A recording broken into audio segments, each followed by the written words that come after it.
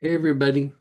I hope you had a good day yesterday and we kind of bounced around between the energetic mechanics, obviously, some vagal tone work and things from Uncle Bob, right? And the reason why we did these mashups um, is they're different facets to kind of addressing or treating the same thing. And I wanted to go through this morning before we got started and just even talk about this idea of what we're doing. When we have an Uncle Bob in our life, for example, if we set aside the things that they say, the things that they do, you know, when we have these interactions, we have the mental and the emotional reaction to dealing with the Uncle Bob, but we also have a body reaction. And the body sees it in a very different way than the mind sees it. The body doesn't quite have the story that the mind has. The mind, we can recall they did this, they said that, they didn't do this, they were obnoxious in these five ways, but the body just feels like insecure or not safe or attacked, whatever it might be. And so this is where the vagal tone and the dysregulation of the uh, sympathetic nervous system come into play. The sympathetic nervous system being the fight flight mechanism, but also just action and activity. Right? And if we look at these situations from the point of view of the body is really dictating a lot more of our emotional reaction in these situations than we think or we realize. The dysregulation in the sympathetic nervous system is part of what generates those emotional responses. If you're angry, you're going to fight harder. If you're scared, you're going to run faster. So the idea of fight flight is is that the emotion helps it to do whatever it needs to do better. Like if the body thinks you need to run, it's going to make you afraid, right? If the body thinks you should freeze, it's going to make you overwhelmed, right? If the body thinks you should fawn, which is like adjusting how you interact emotionally, mentally with people or a situation, including the adjustment of like your opinions and some of your motivations. Um, the body makes you feel abandoned, you know. And so if you're abandoned, you're going to have a greater potential for fawning, right? So this idea of the vagal tone and the dysregulation, a lot of times when we're trying to go back and release something from the past, there is the mental component where we have the memory of the five different things they did or, whatever it was. But for your body, it still feels like it's happening. And your body kind of continues to generate some of that emotion. And in generating that emotion, it keeps that thought or that story kind of alive. Like it keeps it animated. Where, like, if the nervous system calms down, then the emotions calm down. When you go back and you look at that story from the point of view of your mind, you're like, yeah, that had whatever, but like it feels very neutral. It feels like something that maybe you watched on TV. It doesn't really have that animating factor to it, you know? And so I think it's still good that like there's times where we have those stories and we do have to go through and release things. We do have to go through and kind of work through some of those things. But the deeper level of healing is to be able to balance out this part of the nervous system. The dysregulation of the sympathetic nervous system, which is fight flight, and increase the potential of rest, repair, digest, and basically heal, right? And when we look at the idea of vagal tone in general in the body, but also specific to each system kind of has its own like responses, like it has its influences. And so, again, going back to what we talked about with, for example, the cardiovascular system, you know, it impacts so much. It impacts the regulation of the mind. It impacts our ability to process emotions. It impacts how stimulated or overstimulated our instinctive responses are, which means we get triggered, we get stressed, we get upset easier, right?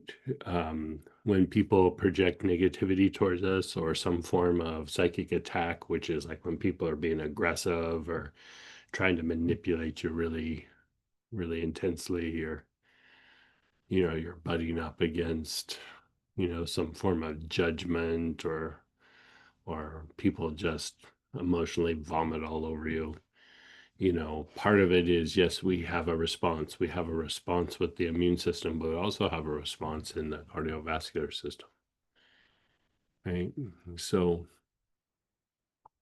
the more that we calm down and regulate and cultivate greater levels of vagal tone, and we calm down and regulate the dysregulation in a particular area, a particular system, the greater potential we have of just being peaceful, feeling protected, and having harmony both with the environment and us, between the different systems in our body, between the intellect and the intuition. We just start to have harmony in all these different areas. Harmony between even fight, flight, and rest and repair. And so, we're putting these things together with the energetic mechanics and the Uncle Bob class. And even though we didn't talk about Uncle Bob in the class from the point of view of vagal tone and dysregulation, that's part of what's happening.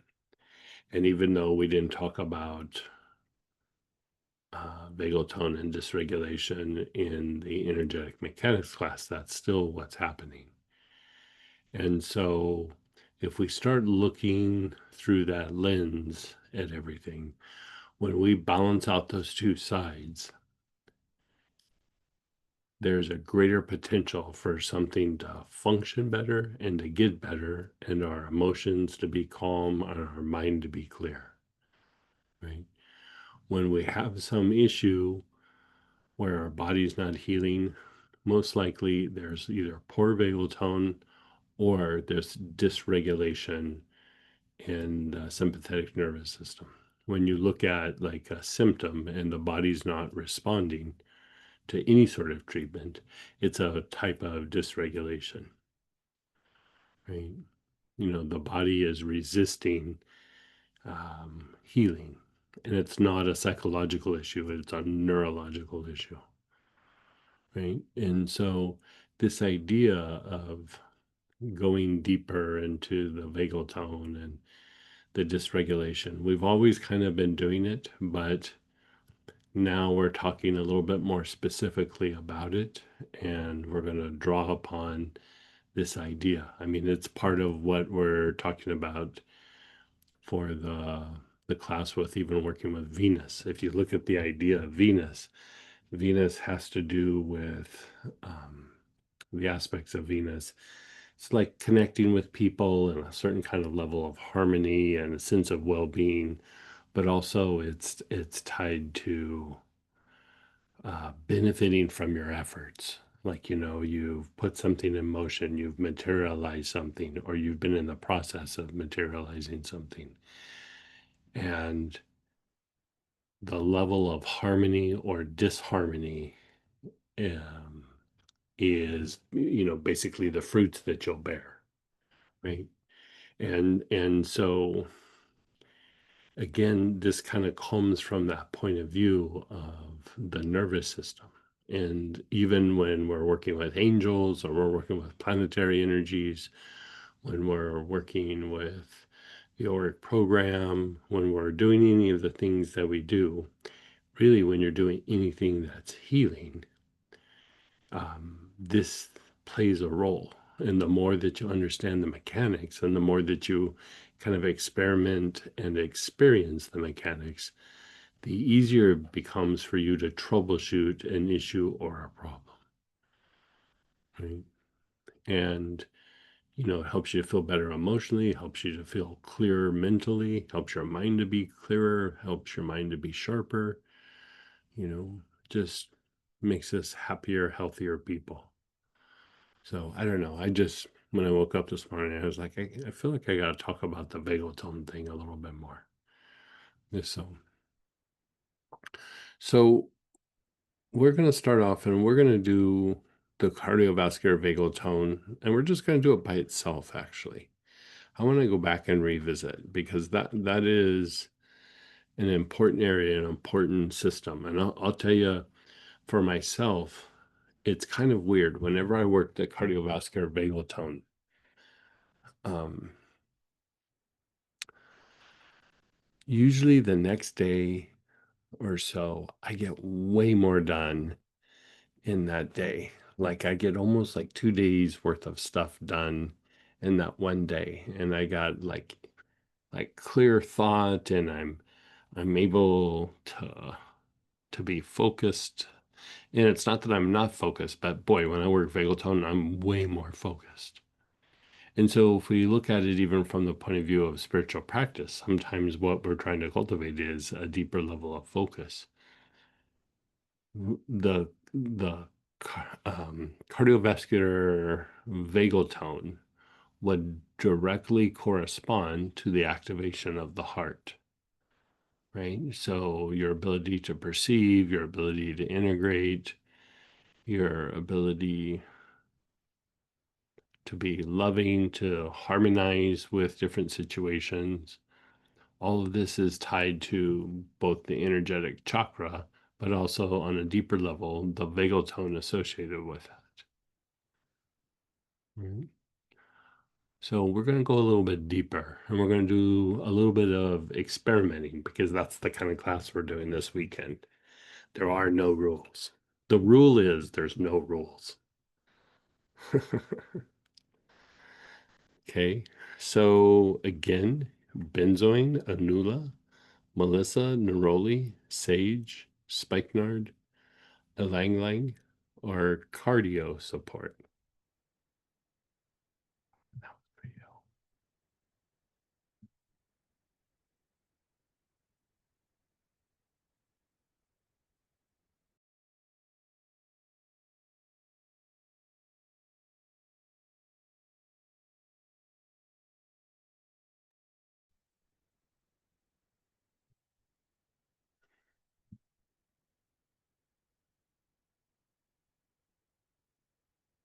Okay, so whichever one you're using, just start inhaling right off the bat.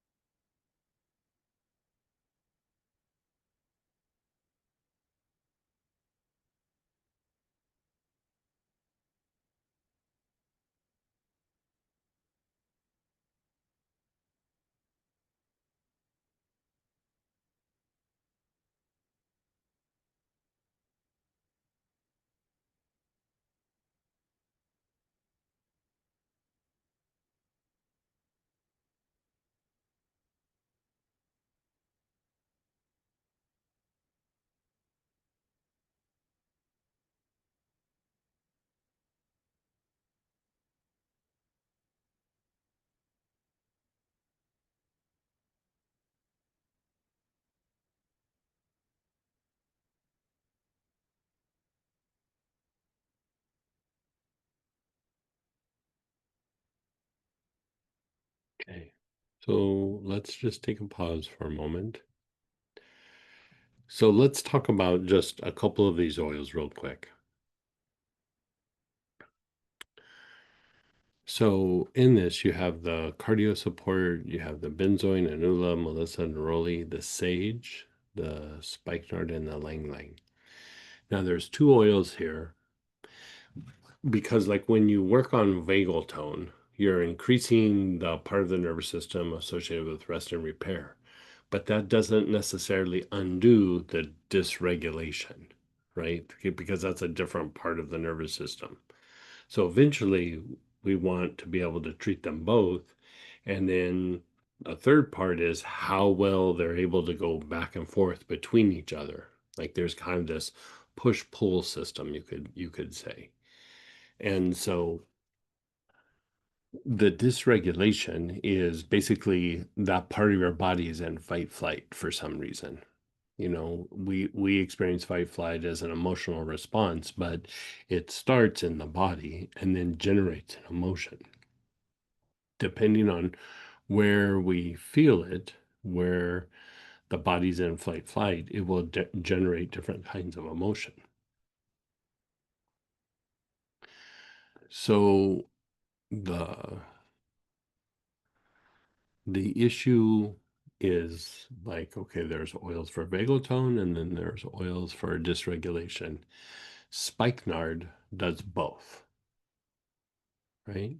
It increases and improves the vagal tone, and it also impacts the dysregulation. So basically, it takes that part of your body out of fight flight. And the other one that does it is sage. Um, Here we just listed sage, and it can be any kind of sage, regular sage, Spanish sage. The one that works the best for the dysregulation is Blue Mountain sage. For the vagal tone, any of the sages will work. Any of the sages will have an effect on dysregulation, but the dysregulation um, responds the best by using Blue Mountain sage. So, in this, you're kind of doing a little bit of both by going through it and treating it like that if you're using sage or spikenard. So anyway,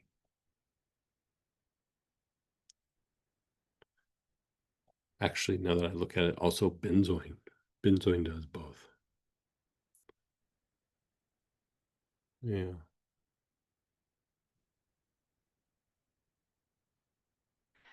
Okay. So we're going to go through and we're going to treat this and we're just going to see how we feel. We're not even going to think of past situations. We're not going to think of anything. We're just going to try to make the body feel a little better. Right?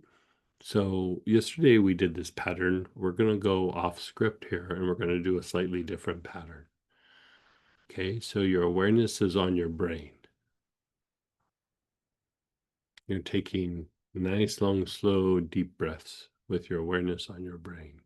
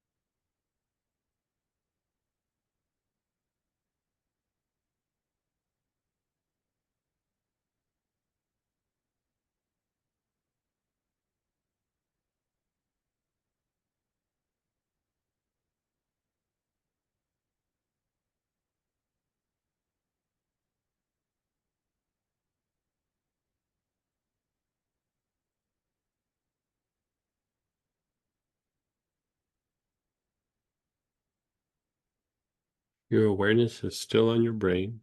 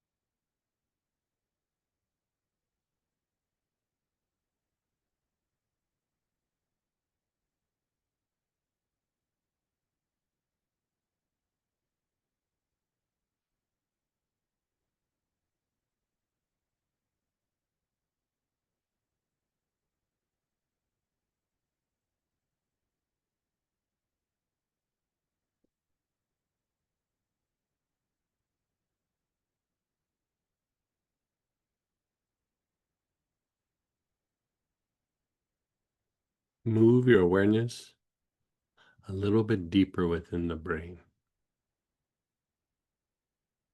Go a little bit deeper into the brain.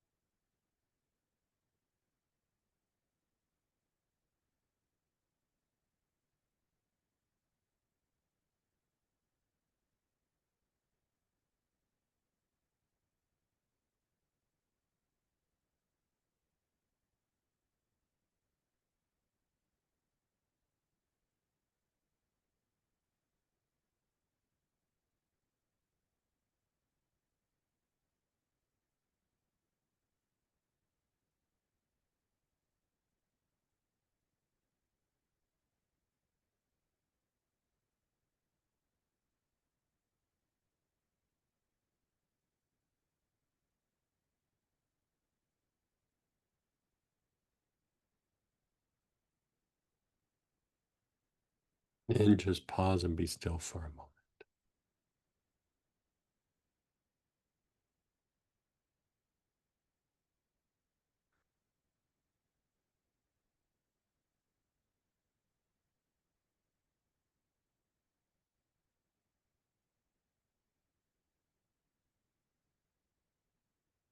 Now, be aware of your spine, your whole spine, and begin inhaling with your awareness on your spine.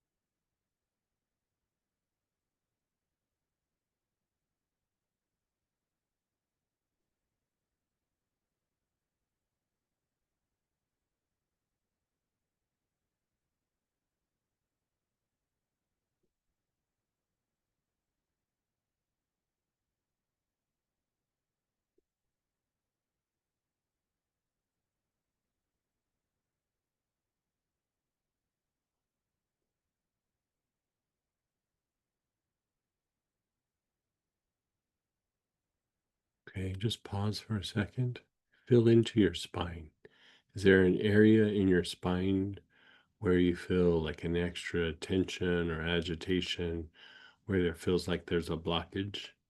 Wherever that is in your spine, you're putting your awareness there and inhaling specifically into that spot.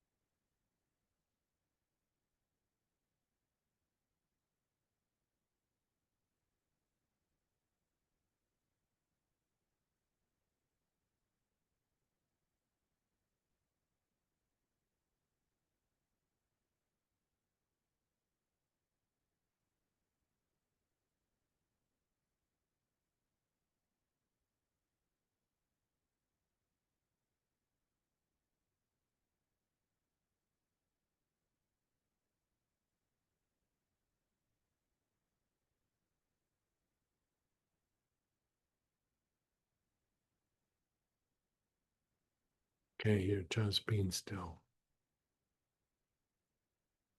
You're just being still for a moment.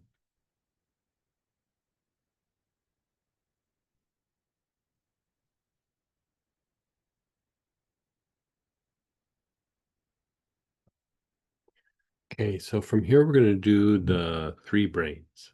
So you're using the same oil. Your awareness is on the sex chakra. You're taking nice, long, slow, deep breaths.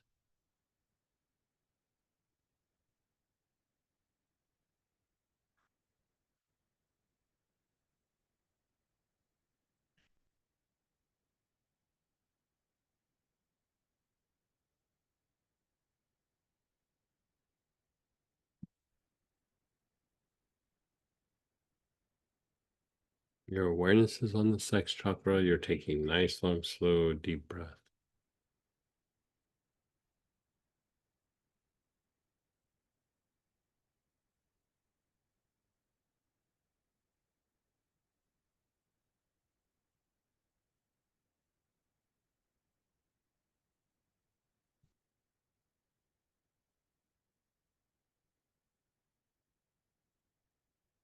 Enjoy it.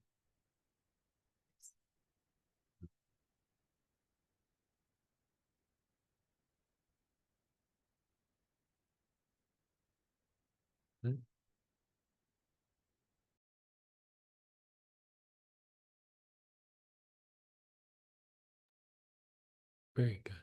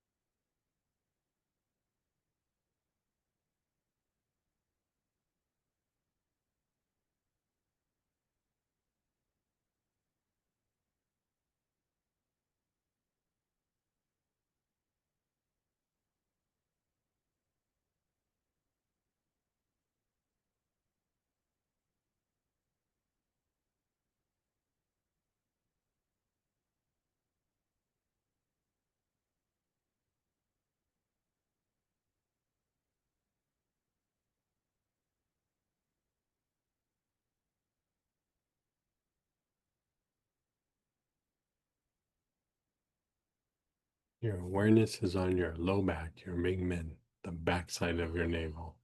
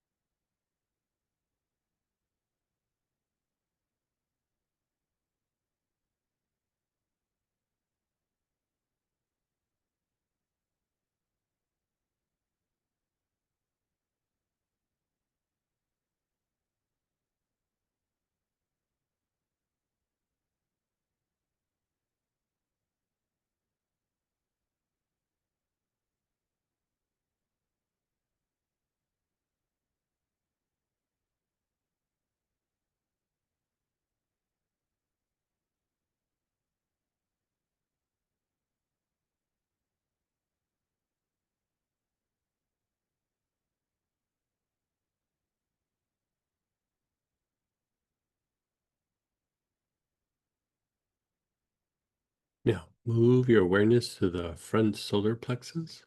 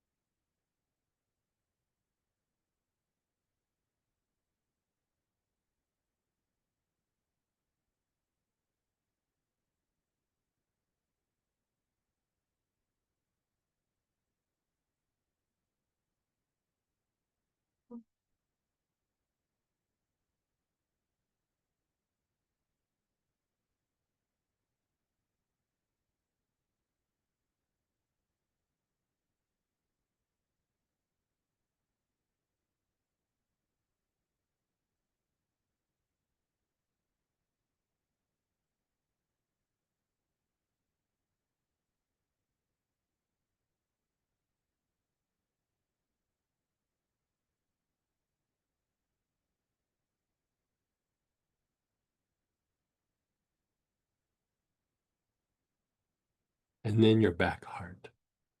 Your awareness is on your back heart.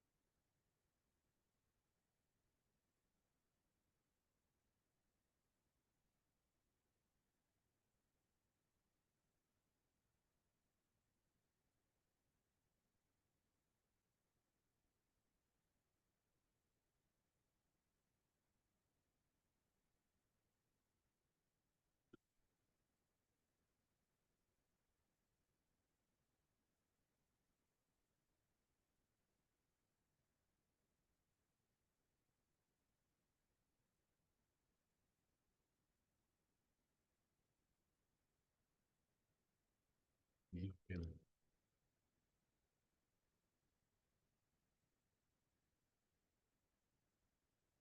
Mm, mm. Now move your awareness to your brain.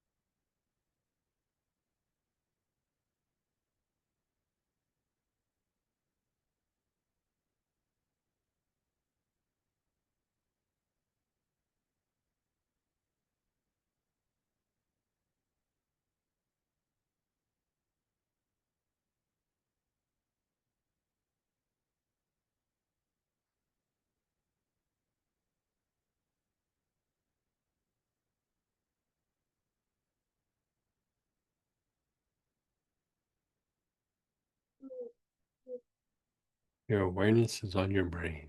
You're taking nice, long, slow, deep breaths.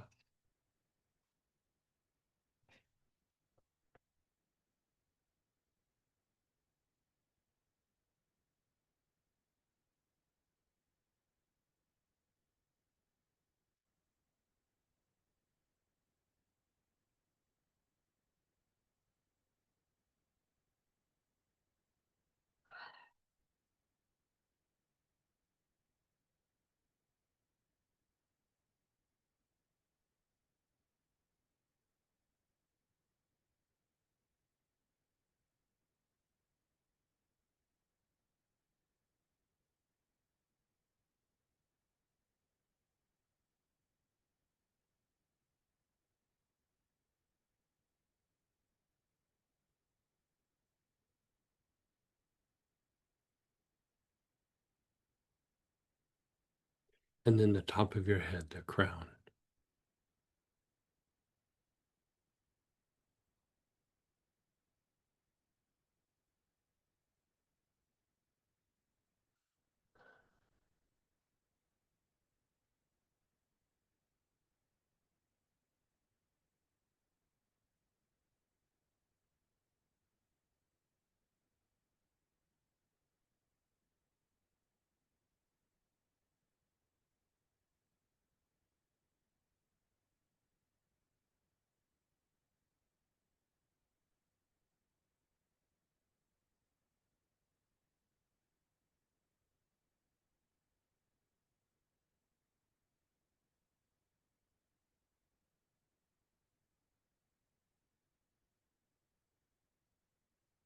And then pause. Just pause and let go.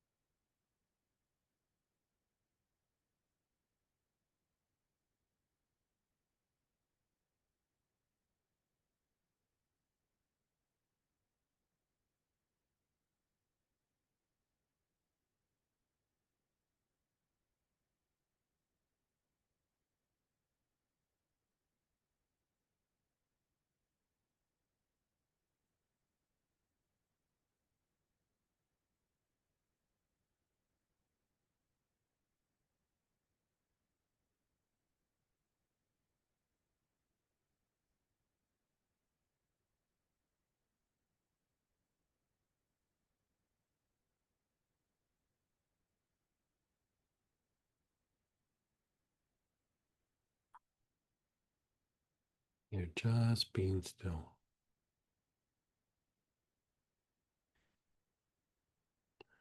Now we're going to do the pattern right out of the book. So your awareness is between the eyebrows.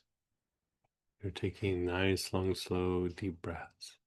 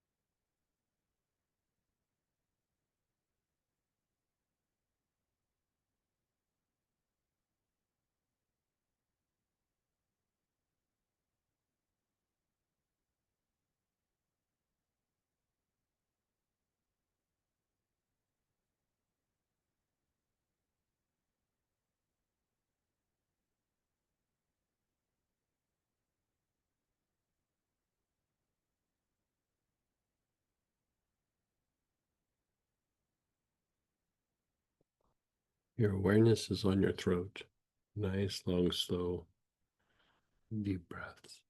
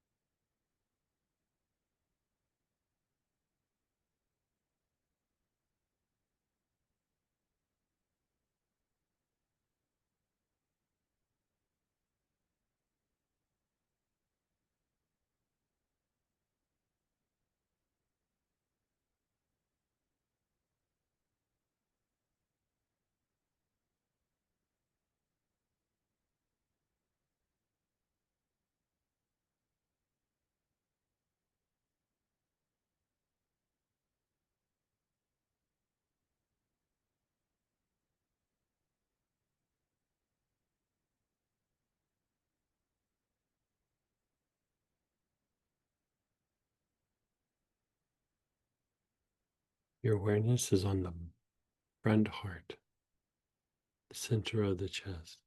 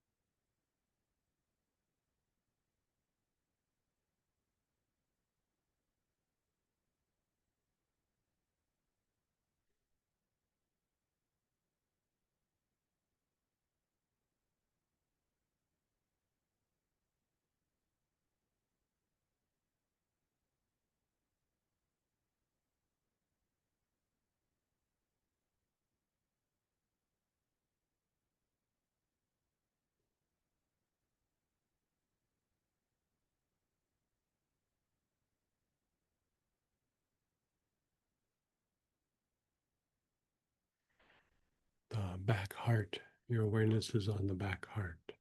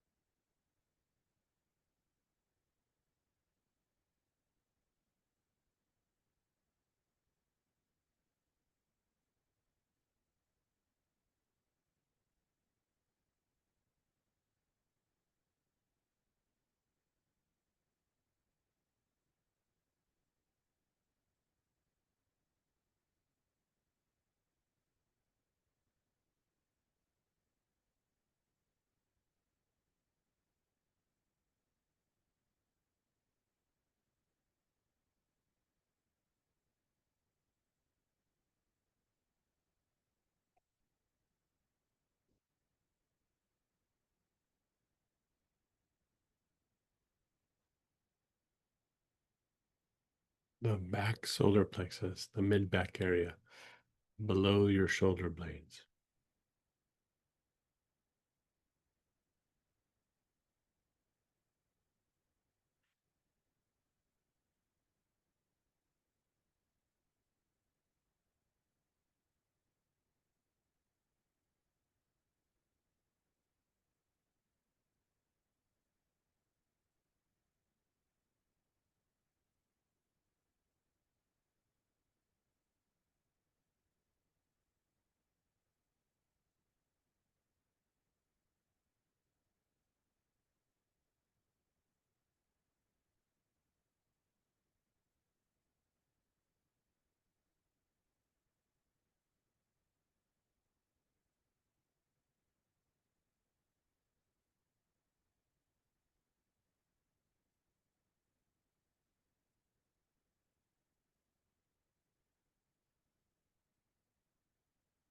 Your awareness is on the back solar plexus, the mid back area. You're taking nice, long, slow, deep breaths.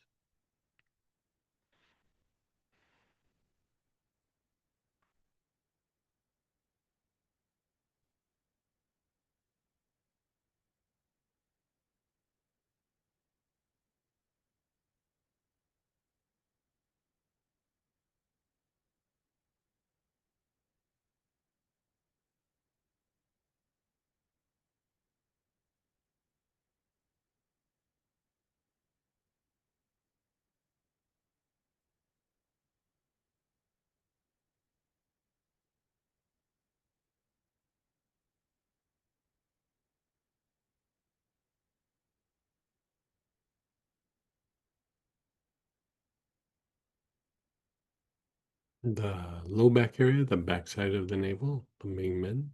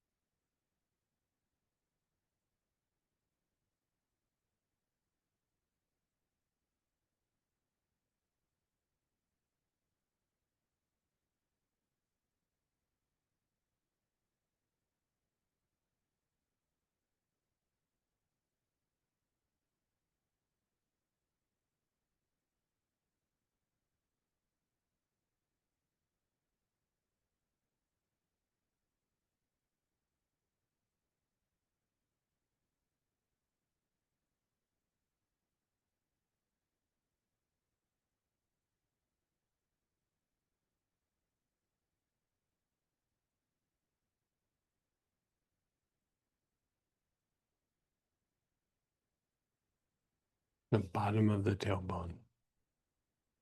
Your awareness is on the bottom of the tailbone.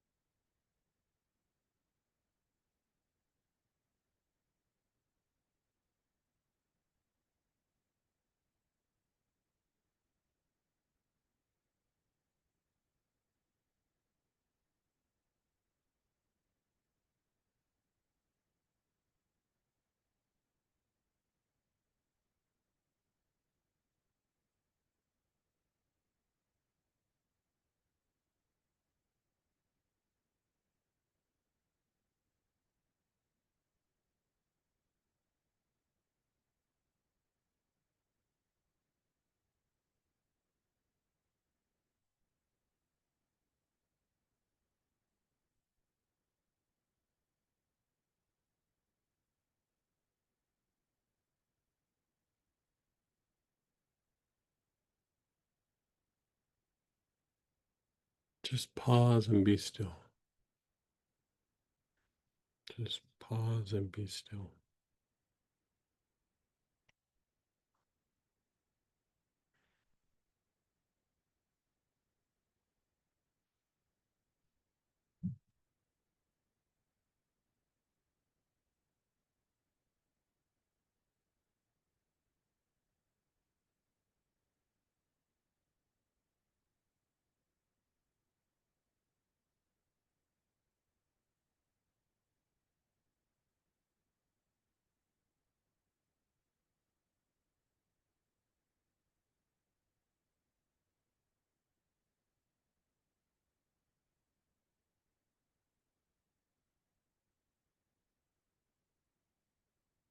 You're just being still.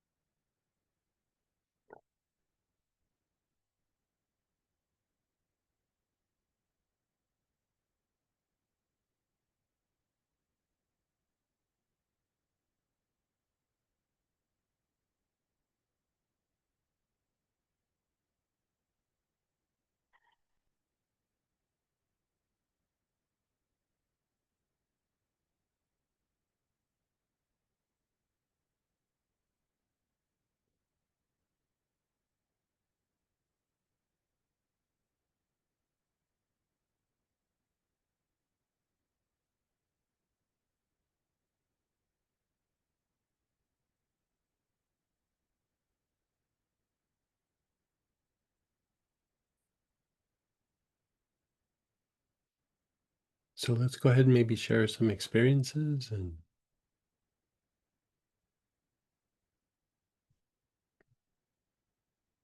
you can ask questions. You unmute yourself or type in.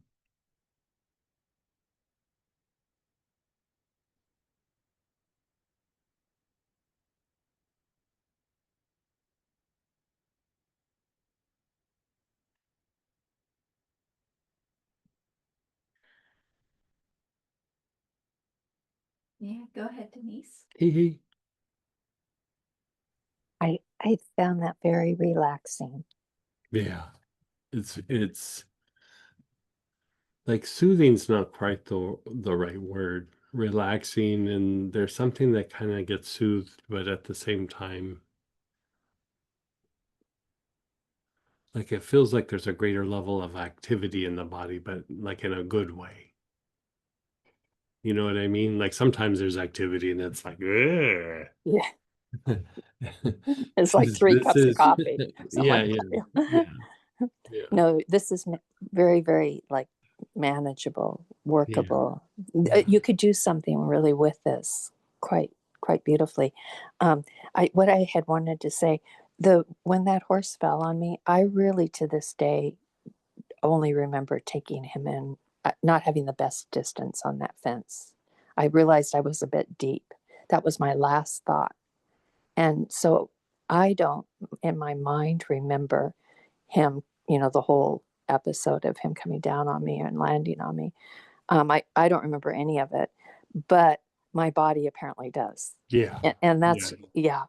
And actually, for the last couple of years, since I even went into physical therapy, I think that was the first time I kind of started really breathing correctly after that. And it's been like 35 years, it's been a yeah, lot. Yeah. yeah. Once it gets set in motion in the body, until we re-educate the body, it will stay in that mode. Yeah. So I mean, you're so right about the body knows and it's right, going to lead. And I saw that definitely in right, pregnancy. I was right, definitely in the back seat of my pregnancy. I was like, oh, I mean, it has a whole agenda. I'm just along for the ride, right, right.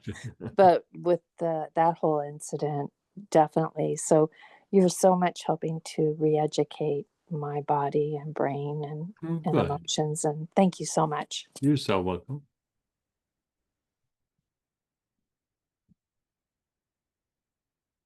And someone shared, I had tears when we were on the front heart in the last segment. Yeah, like I would say that if there's things that are stuck emotionally, like it will kind of process out, and you might not even know what it's about. Like it's not necessarily like a thing where you're like, oh, I got to go back and revisit that past thing, and it just kicks the emotions out of the body. It doesn't have to be relived or brought some sort of resolution or something. It just starts kicking things out so that it can function more properly. And really, that's all we're really needing, you know. And if there is a mental struggle, we can go through and process it. But a lot of times we've already processed through that, and really what we're dealing with is what's stuck in the body. And so this is a way to kick those things out of the body, you know. So yeah.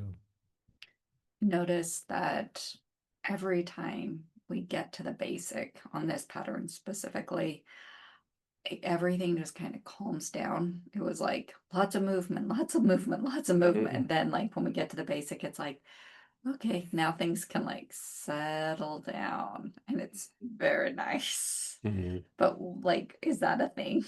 Yeah. Oh yeah, I would say so. Yeah. Yeah.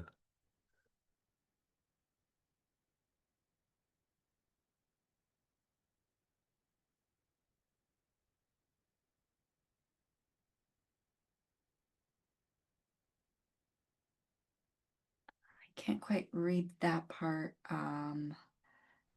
So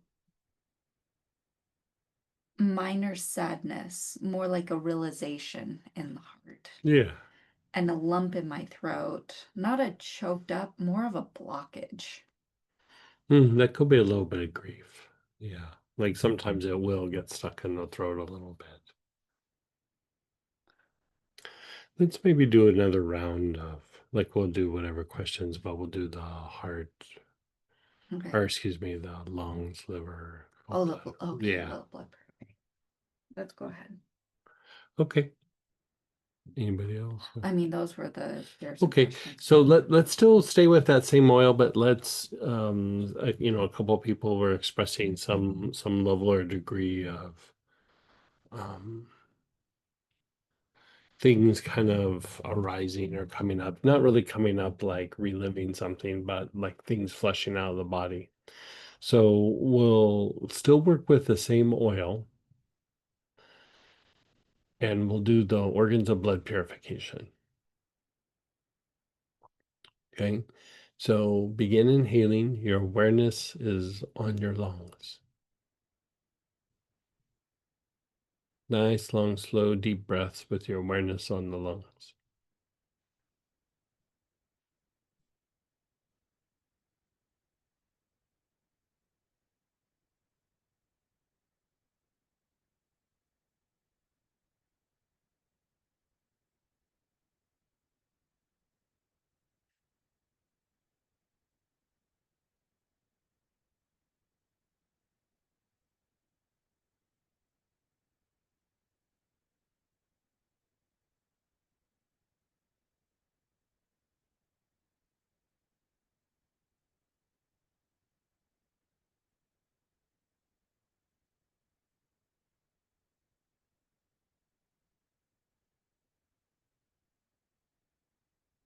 Your awareness is on the lungs. Nice, long, slow, deep breaths.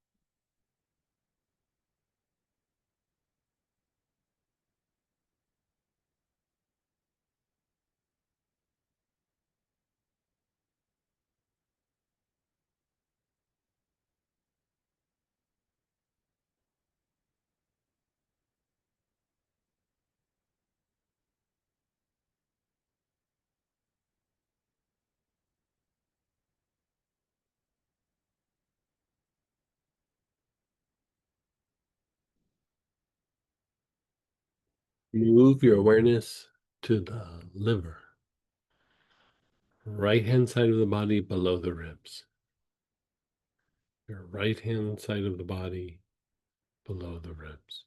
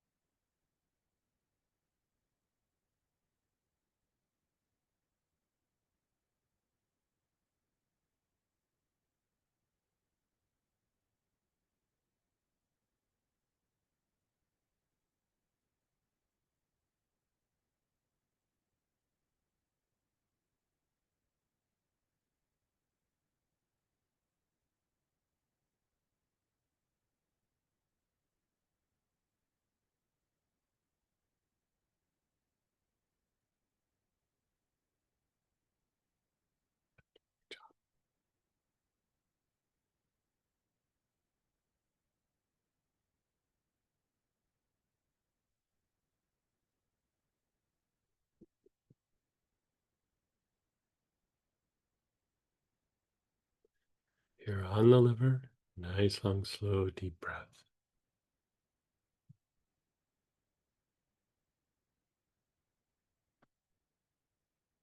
Now, come to your midline, like you're coming to your midline here.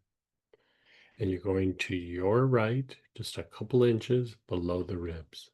This will impact the gallbladder. Nice, long, slow, deep breaths.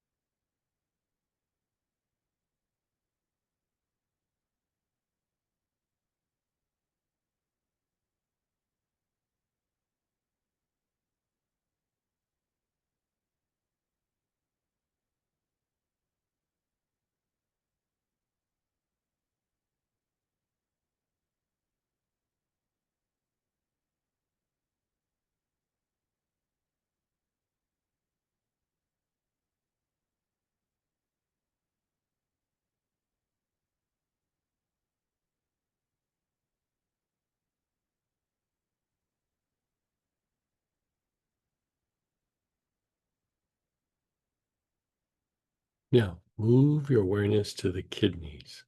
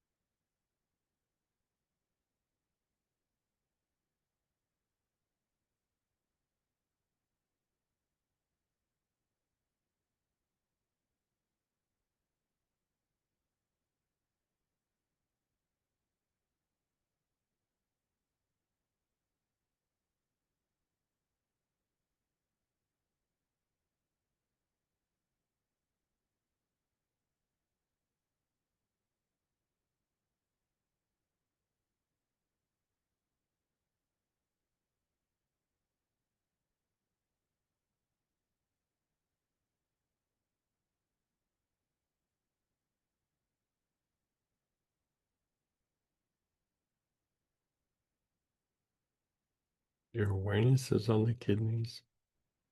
You're taking nice, long, slow, deep breaths.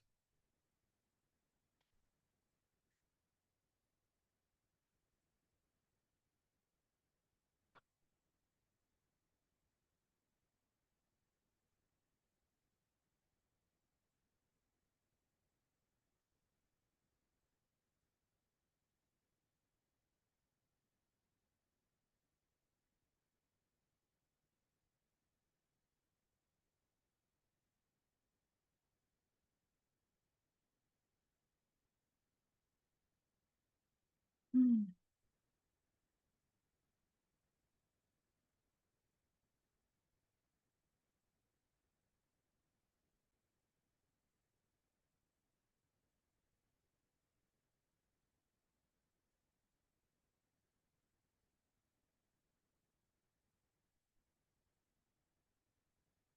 And then move your awareness up to the spleen on the left-hand side below your ribs.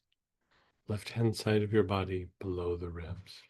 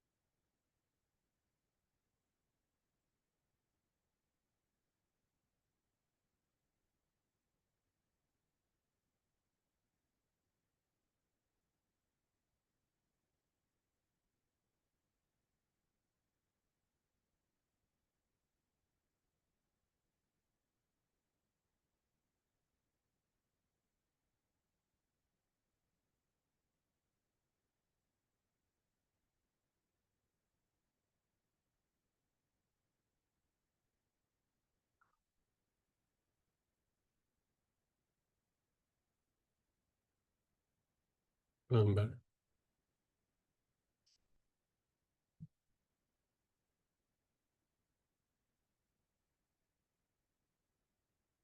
You're still on the spleen. Nice, long, slow, deep breaths.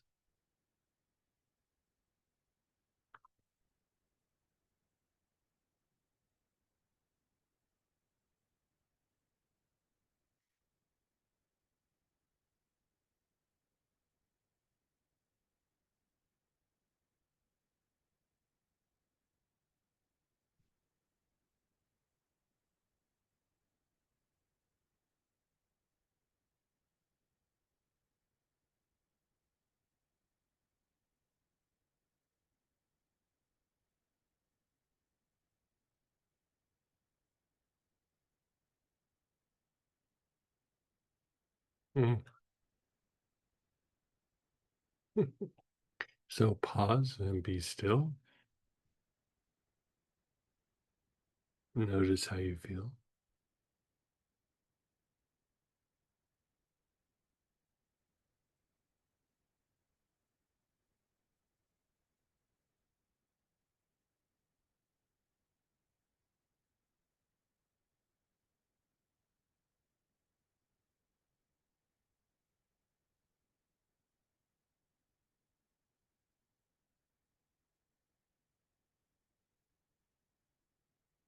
Let's do another round of that.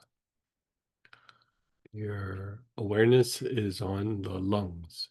Same oil, same process. Nice, long, slow, deep breaths with your awareness on the lungs.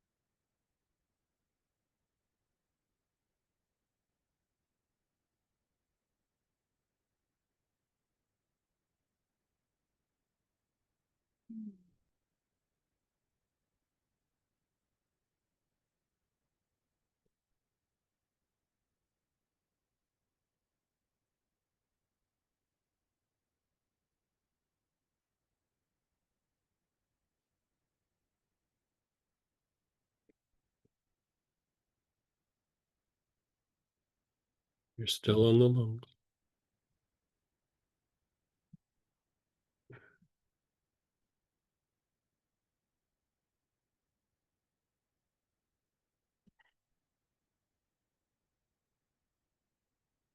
Move your awareness to the liver, right hand side of your body, below the ribs.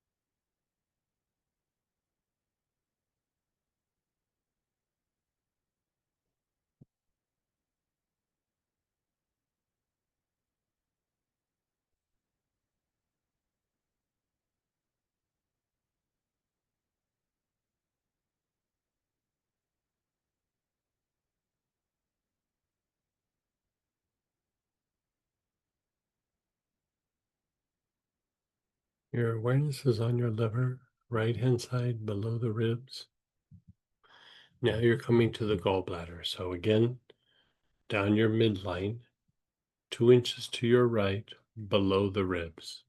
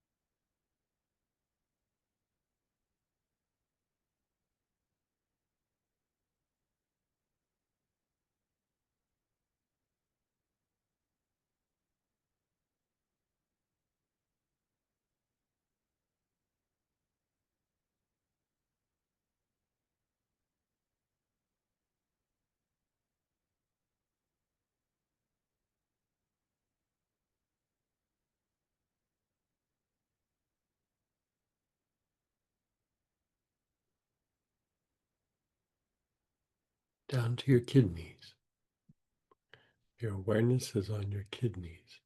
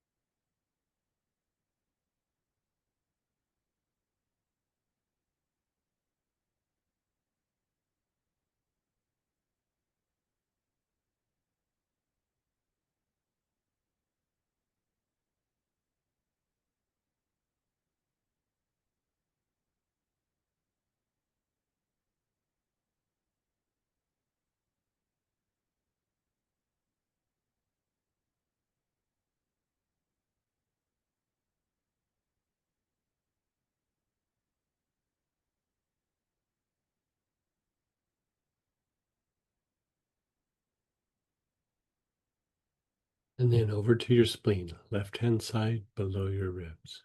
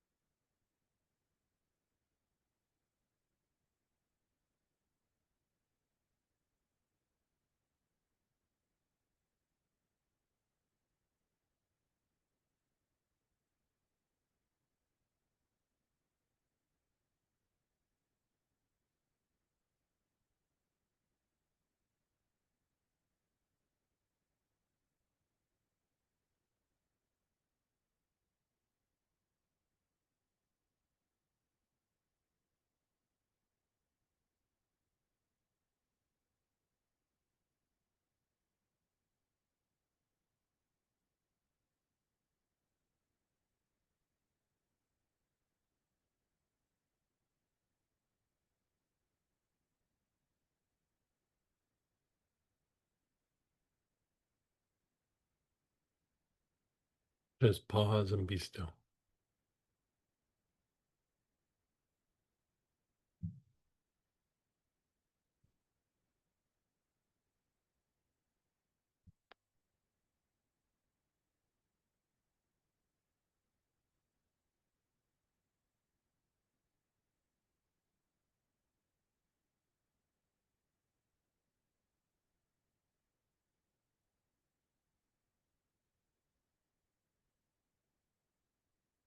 Just be still.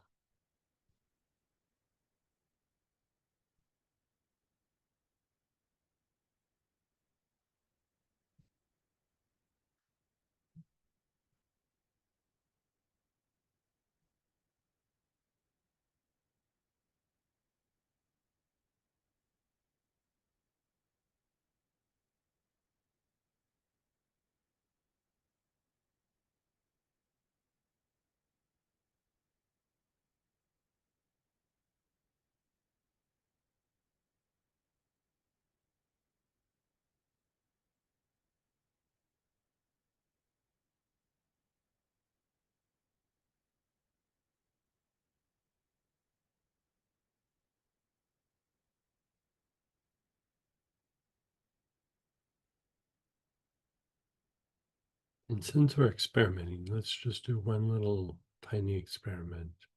One more, I should say. We're going to do the materialization breath with the same oil. So hold the bottle up to your chest, chin down, inhale, hold your breath, up, exhale.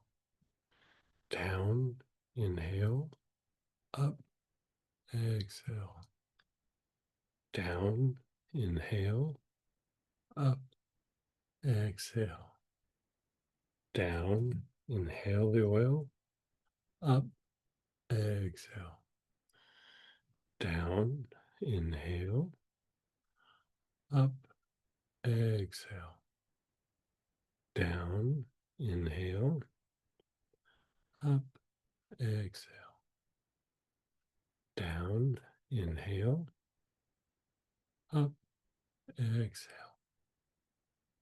Do a few more on your own.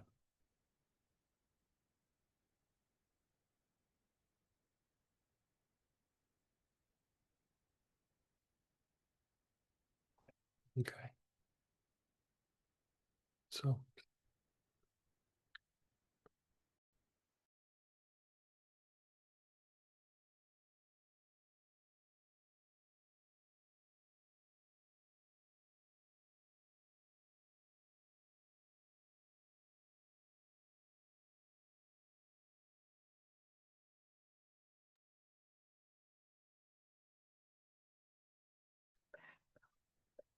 mm, thank you.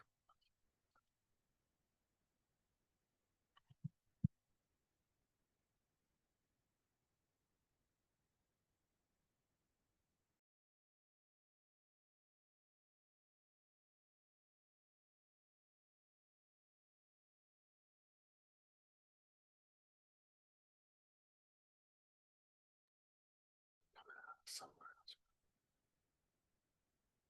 Right to right.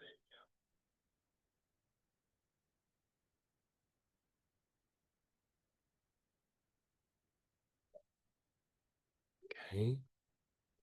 Let's go ahead and just do shares, especially the ones that felt like a little something was coming up. Like they felt something either in their throat or in their solar plexus. Let's see how you're doing after that.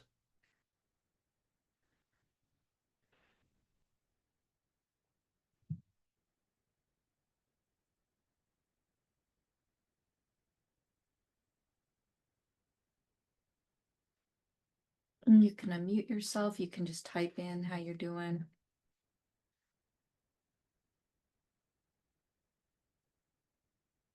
Someone shared the lump in my throat is almost gone. Yeah. I mean, you could still do another round, but like any time we're going back to what we were saying, like it's stuck in the body. Most likely that wasn't something that was in your higher emotional component. It was in lower emotions, which are homeostatic emotions. So it's basically an emotion stuck in the body. And so, you know, you might know what it's about. It might not even be something that comes to your mind, but that emotion is still stuck there. And so, anytime that you have like emotion stuck in the body, that pattern of the blood purification will just keep flushing it out. And so it's very actually activating and strengthening to the heart chakra. But it also kind of helps to clean out like the solar plexus and the lower chakras that would have some of that emotion stuck in it. But you know, I would say it's even deeper than the chakras. It's stuck in the body. The chakras could be a way to access it, but it's not necessarily something stuck in a chakra. Our nervous system, like if you think of the idea of a loop, we get triggered and we have this behavior or we get upset and we think a particular way, we act a particular way, we get upset about something, because we get triggered. Those are the triggers that we're aware of. We have triggers playing out, or loops, I should say, that are playing out in our body that make us feel a particular way, that take us away from that sense of well-being, from that peace, that protective quality, that level or degree of harmony. And the mind might not even be aware of these loops playing out in the body. And so when we go through and we start unwinding these things, all of a sudden you're like, oh, I feel better, or something's coming out. And like just to problem solve, if you have like any sort of emotional thing that is getting stuck somewhere, you can always go through and do the organs of blood purification. You know, some oils work better than others, but here we are using very specific oils to treat the cardiovascular vagal tone. And so you could just use oils that are still in that vein. You don't have to reach for something different. Usually you can use what you're already using and just go directly to that pattern. The thing about the materialization is if there was some sort of loop coming up, the materialization breath will drive more light into it, which will help to break it up. And the materialization breath helps the flow between the sympathetic part of the nerves and the parasympathetic, which is your rest and repair mode. So by harmonizing that, it usually makes the mind work a little better, makes the emotions a little bit more regulated, like calmer, more likely to have an activated heart, that kind of thing. Yeah. One of the other people said, my body feels lighter and solar plexus feels relaxed. Oh, good. That's always a good thing. That relaxed solar plexus thing. You know, you can kind of feel it when it's like not a happy camper. You know. Someone that said, now the sensation is more of a yearning ache in both the throat and the Mm, heart. okay. Yearning. Question, what oils in general are good to use with blood purification pattern to flush out emotions? Well, there's a whole wide range of things, but you know, things like really solid go-to oils would be like Melissa, neroli, tuberose, ginger lily. But you could start throwing in things like St. John's wort. You could throw in certain kinds of sages, like blue sage or Spanish sage would be real good.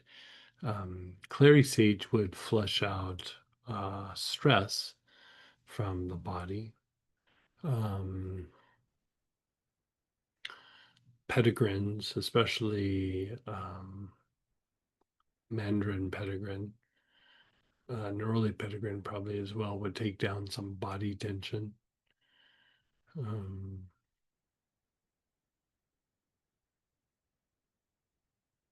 Bergamot would probably be good. Cape chamomile would probably be good. Roman chamomile. Um, helichrysum actually would be quite good, especially for anything trauma related. Um,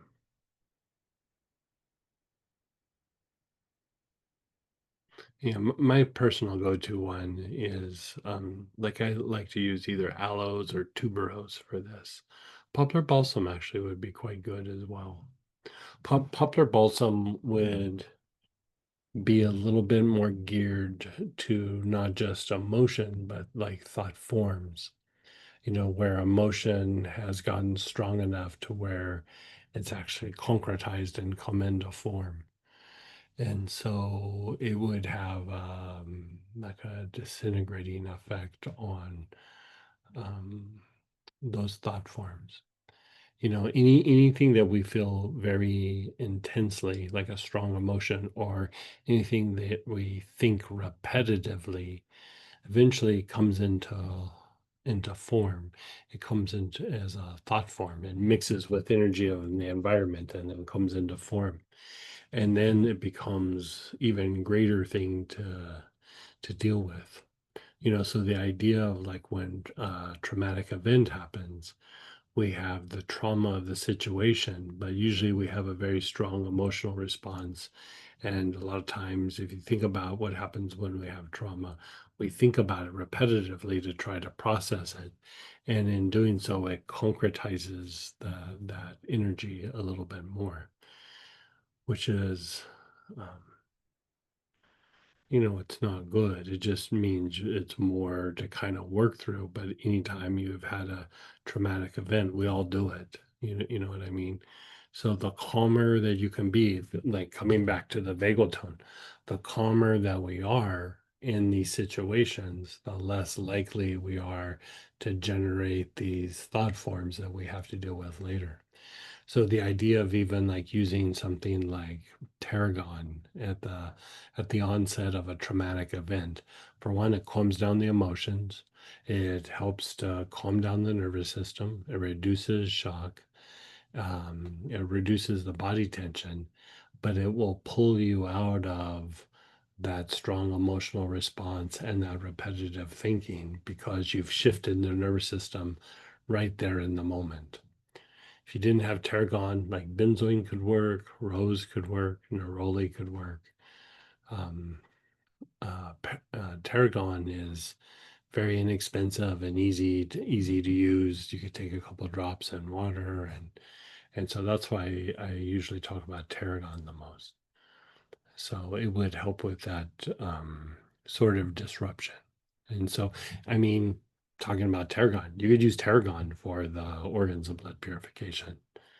Um, I mean, talk about soothing. We have an employee here, like she's kind of new, and she has anxiety a little bit, and she takes some medication for it, but not all the time. And she'll sit and she'll smell tarragon in the office, and she goes, "I don't even need my medication when I do this." Like it calms her down and soothes her down. And if you think of anxiety, anxiety is just a dysregulation of the nervous system somewhere. That's all it is. It might be in the cardiovascular system, it might be in the respiratory system, it might be in the muscular or fascial system. Um, I mean, there's always a chance that it's psychological, but I'd say probably 9 times out of 10, it's biological. It's something in your physiology. And so even the urinary tract, when there's a imbalance there in the nervous system can produce anxiety. And so, that's why anxiety doesn't have a clear path of like, do this and it makes it go away is it's multiple reasons why it could happen. And, yes, we can treat things generally, but like the more that you treat the specific systems, the more that you're less likely to become anxious. And when something negative happens, or sometimes not even negative, just out of the blue, like, something might be not necessarily bad or amazing, but it's different than what's been happening or it was unexpected. That can cause a stress response right off the bat. And then, a little bit of time goes by and you go, oh, it's just fine. It was just a surprise. But it still is a reflection of what is going on in the nervous system. If the nervous system was calmer, it would just be like, okay, yeah, it's different. I'll have to process it for a minute or two. But if the nervous system's already agitated, it's like, it's different. You have a much stronger reaction.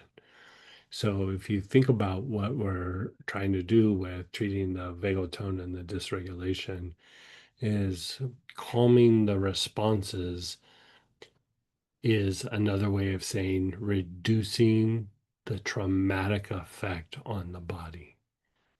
That's all you're really doing is when we have these different things happening in our world, in the external, it reduces the potential for the body to be traumatized. And in doing so, it's calming to the emotions and it's calming to the mind, it's calming to the thoughts. And so, your body will function better, it will heal better, the emotions will stay more regulated, you have a greater sense of well being. And then also the mind is clearer. It's not as foggy and it's not as agitated as it could be. That would also influence behavior. You know, you'll notice that your behaviors are more adaptive and not just running on autopilot and playing things out. You know, behavior is tied more to your instinctual responses than it is to your mind. You notice like all of a sudden you start behaving a way and it's like, why am I behaving like this? It's because it's tied to instinct. Yeah. Yeah. Someone's asking, can you use tarragon for an ongoing stressful issue? Oh yeah. Oh yeah. Yeah. Like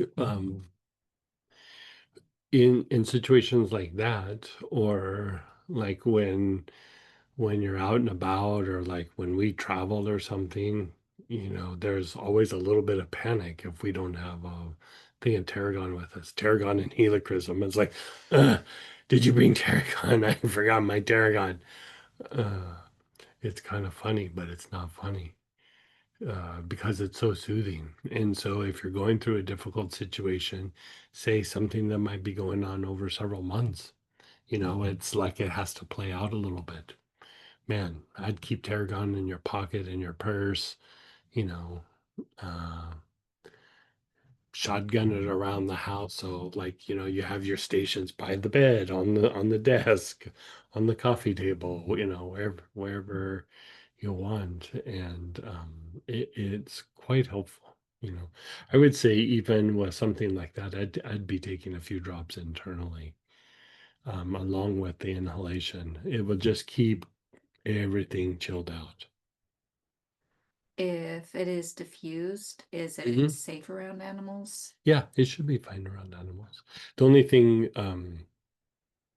animal wise, not around birds, like nothing diffused or incense around birds. But other than that, yeah.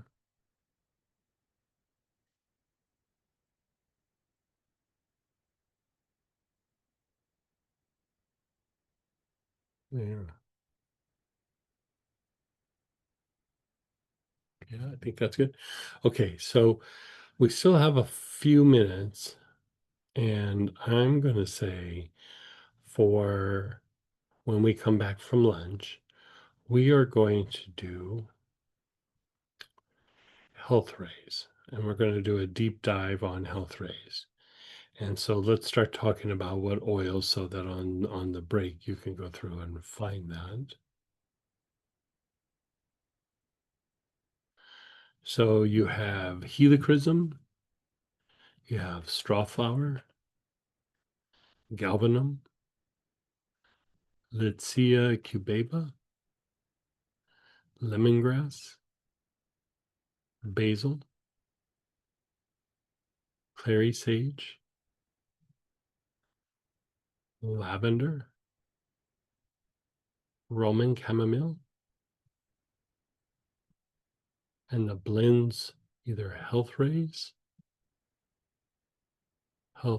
Premium,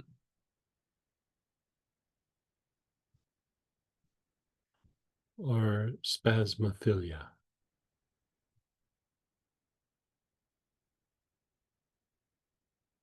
So we're talking about the health rays that we're going to do after lunch, and health rays are part of the aura, right? They're part of your energy body, and they're these little perpendicular lines that come out of the body, basically from the pores of the skin.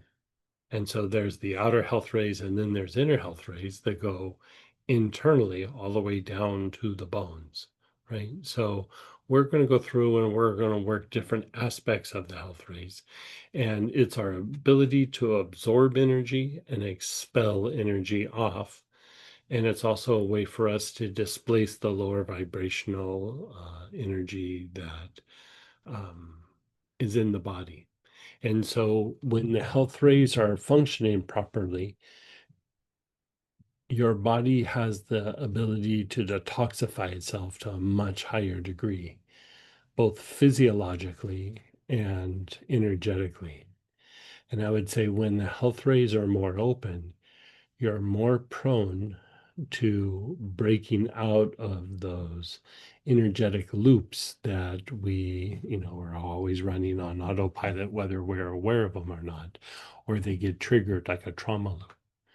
And so the more that the health rays are open, the more that we break out of those things. And I would say to a further extent, when the health rays are really refined, it increases your ability to overcome obstacles. If you think about like pictures you see of Ganesha in the Hindu tradition, a lot of times they're surrounded by health rays, those little lines that come all the way around Ganesha. And then in the Christian tradition, a lot of times you'll see Mother Mary surrounded by those health rays, like those little perpendicular lines. And again, it symbolizes on a deeper level, when they're more refined, it symbolizes loving kindness. And it just means that the energy body is strong and vibrant, and you have the ability to overcome obstacles. You're able to go with the flow. So this idea of working the health rays is going to be a way of having deeper levels of peace and stillness and the ability to release things out of you. So we're going to explore that when we come back from lunch. So we're going to come back from lunch at 1:30, but before that, if you want, you can come join us for the Sunday Sacred Space with Astara. We'll do a little 20-minute kind of meditation healing. And then after that, we'll come back at 1:30 and we'll start doing health rays. Hey, everybody. Let's come on back. Hope you had a good lunch. And like I said, we're going to go through and deal with health rays. So it's a way to decongest the body. It's a way to help the body go into detox mode, both physically and energetically. It's also a way to break up trauma loops and other kinds of loops.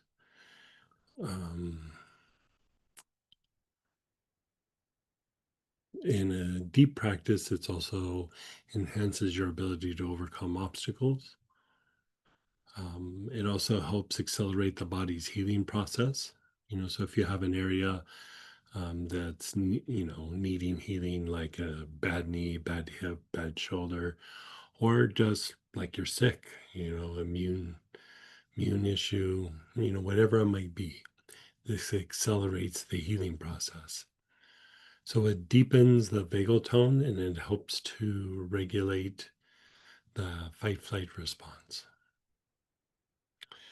So again, helichrysum, strawflower, galbanum, Litsea cubeba, lemongrass, basil, clary sage, lavender, Roman chamomile, health rays premium, or spasmophilia.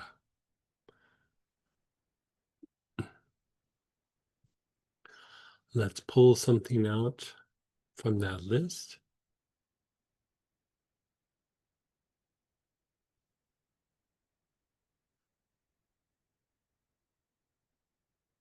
And then right off the bat, we're going to do the 4 quadrants. Okay.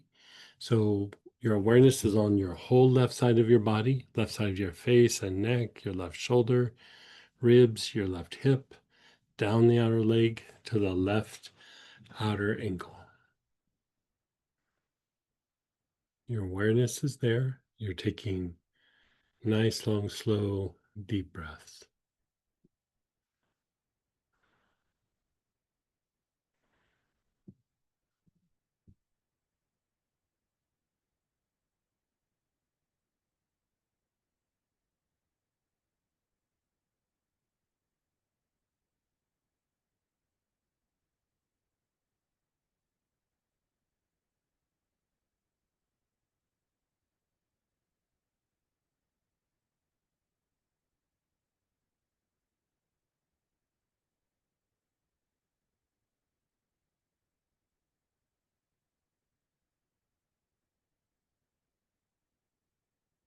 Your awareness is on the left side of your body. Nice, long, slow, deep breaths.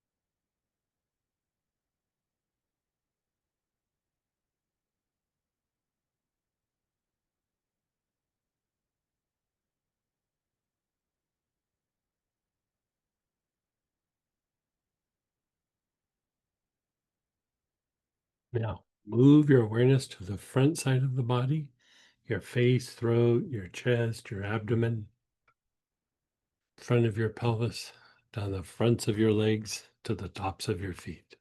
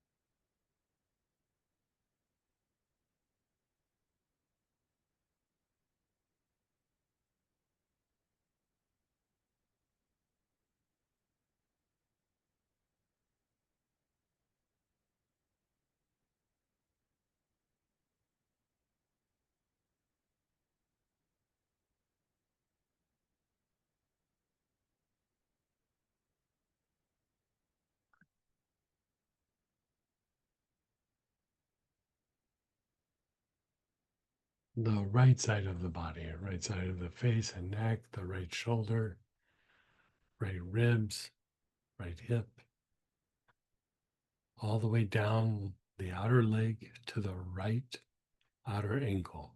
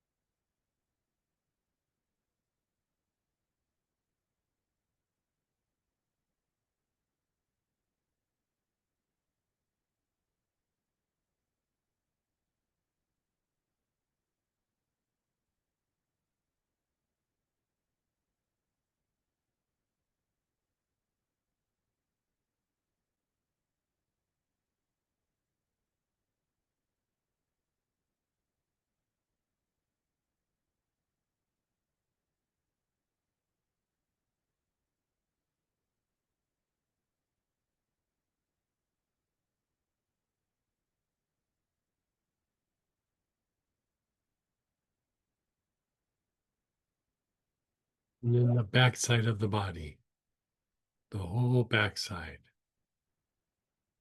back of your head and neck, your whole back, your hips, down the backs of your legs to your heels.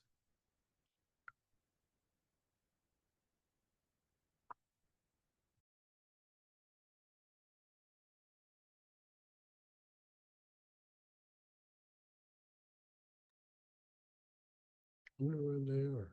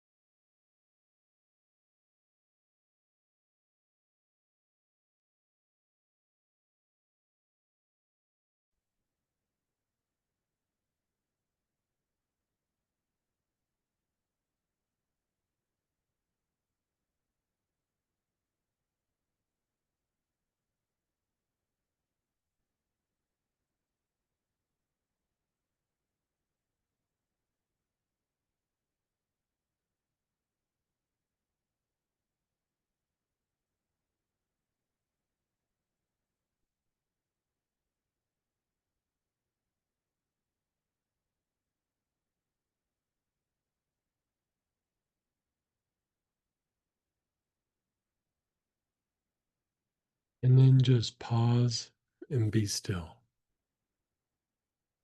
Just pause and be still. So we're going to cycle through a few things and then we're going to come back around and do them again, right? So after you go through and you do those quadrants like that, we'll go through and we'll do that brain, spine, and soles of the feet pattern. So your awareness is on the brain. Nice, long, slow, deep breaths with your awareness on the brain.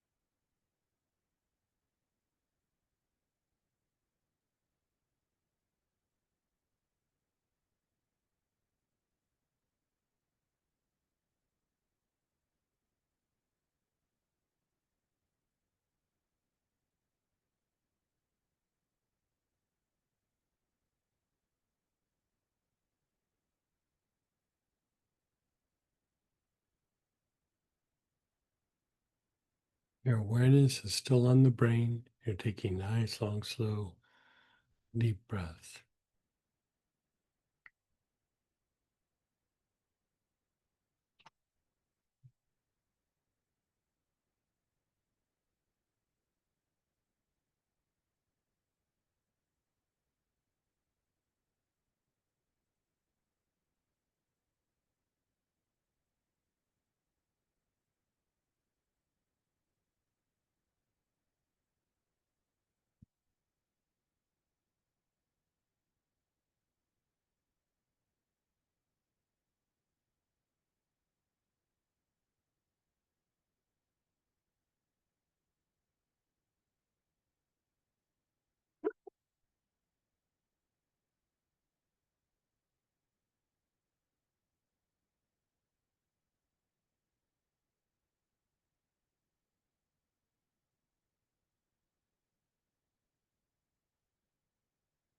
Your awareness is on your spine. You're taking nice, long, slow, deep breaths.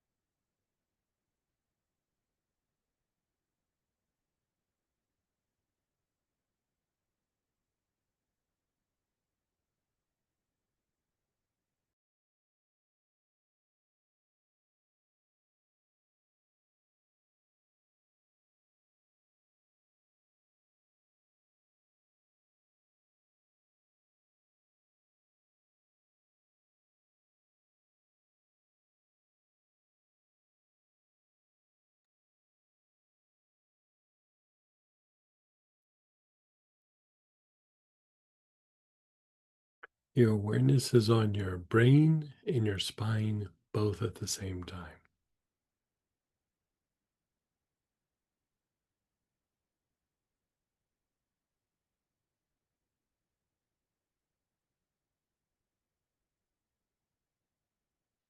Brain and spine both at the same time.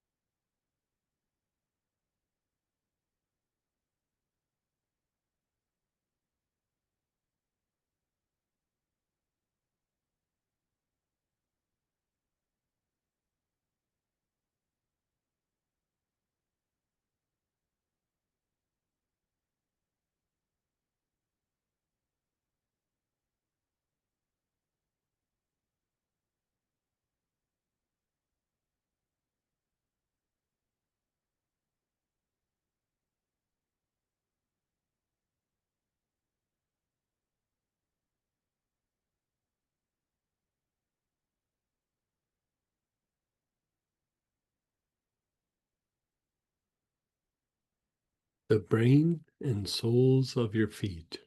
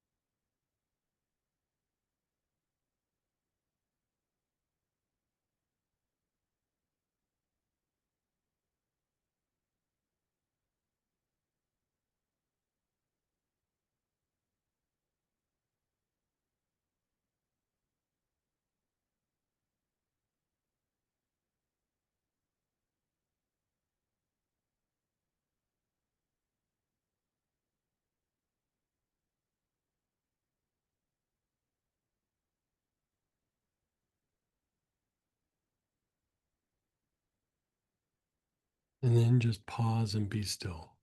Just pause, let everything go. Just be still.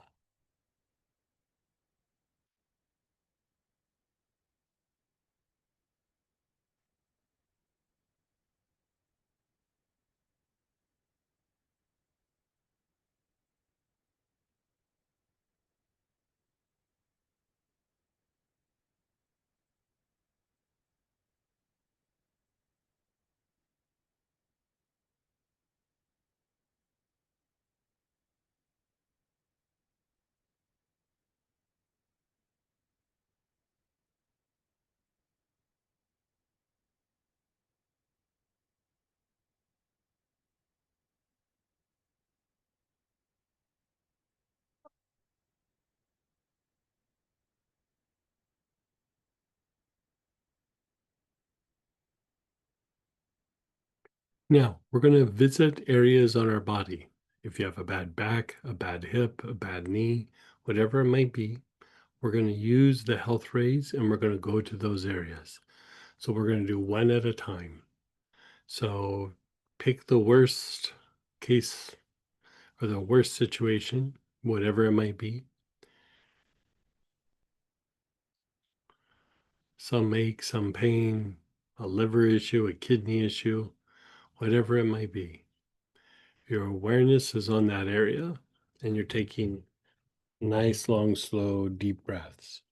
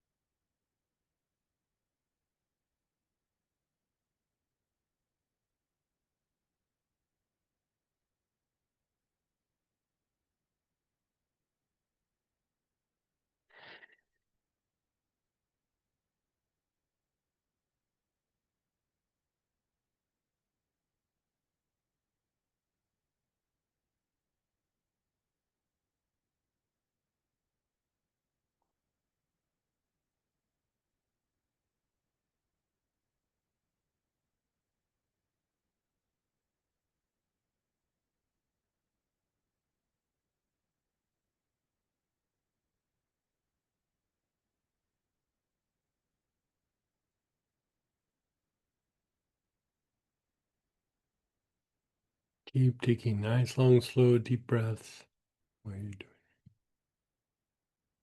doing it.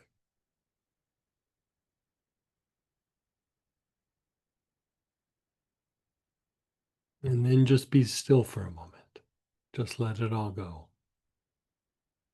The key is to do it and then let it go and then go back. It's better to do it that way than do an extra long time. Like do it and then give it a break, and then do it and then give it a break.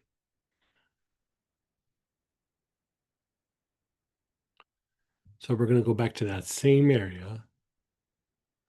Practice awareness on that area first. And then start taking nice, long, slow, deep breaths.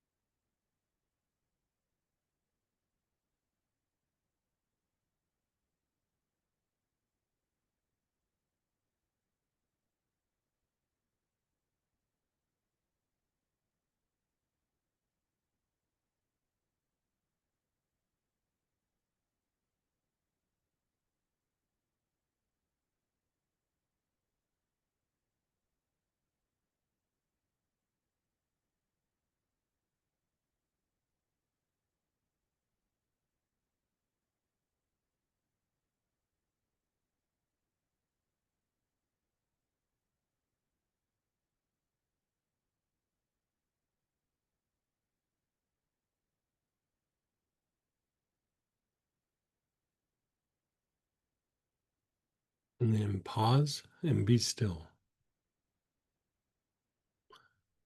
Now you can stay there, or we can go to your next spot.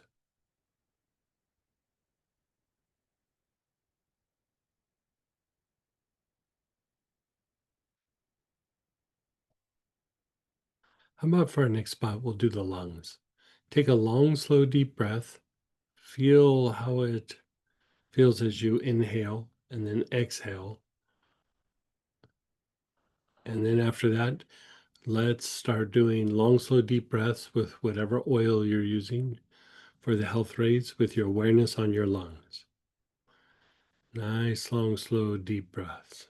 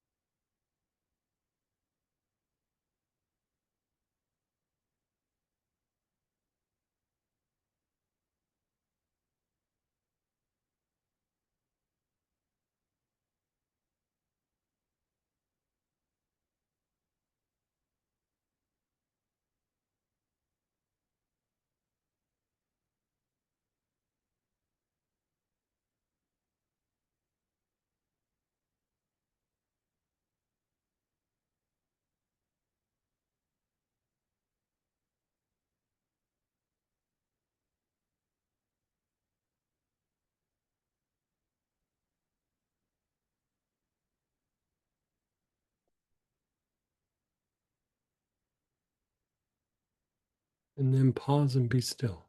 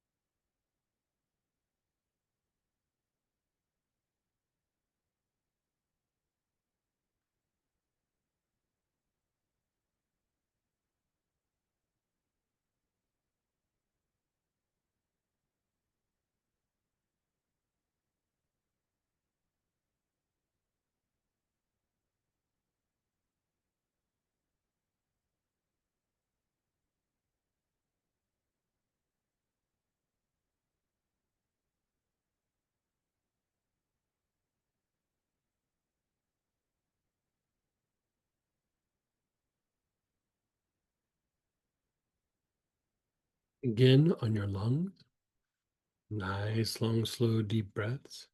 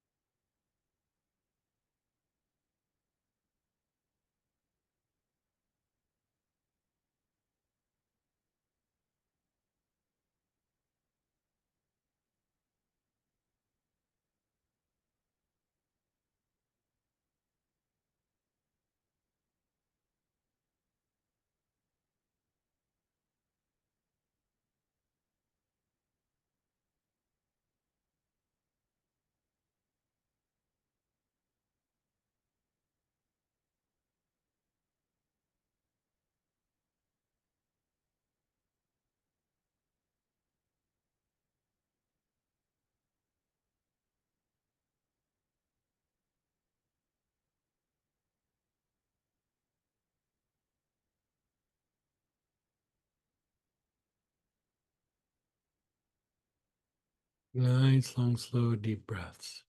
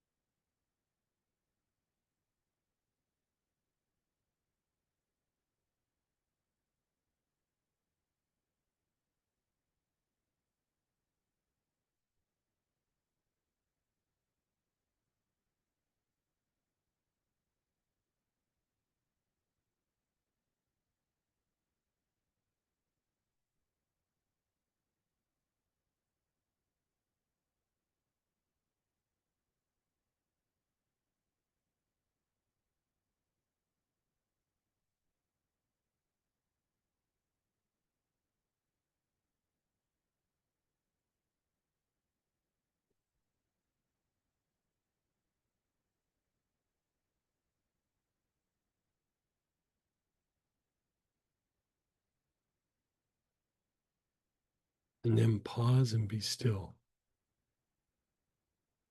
How does that feel on your lungs?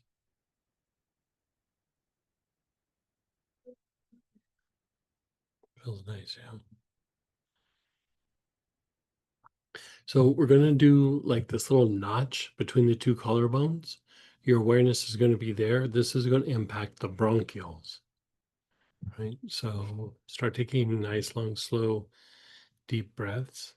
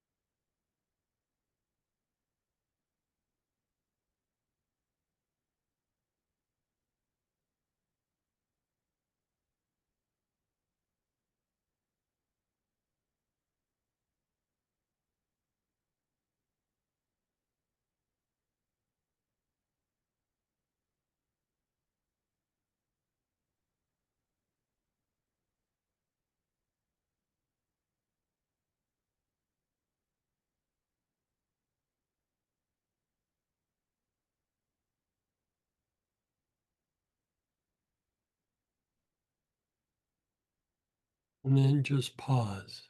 Pause and be still.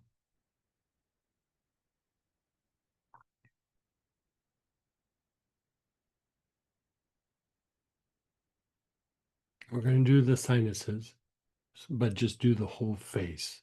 Your awareness is on your face. Nice, long, slow, deep breaths with your awareness on your face.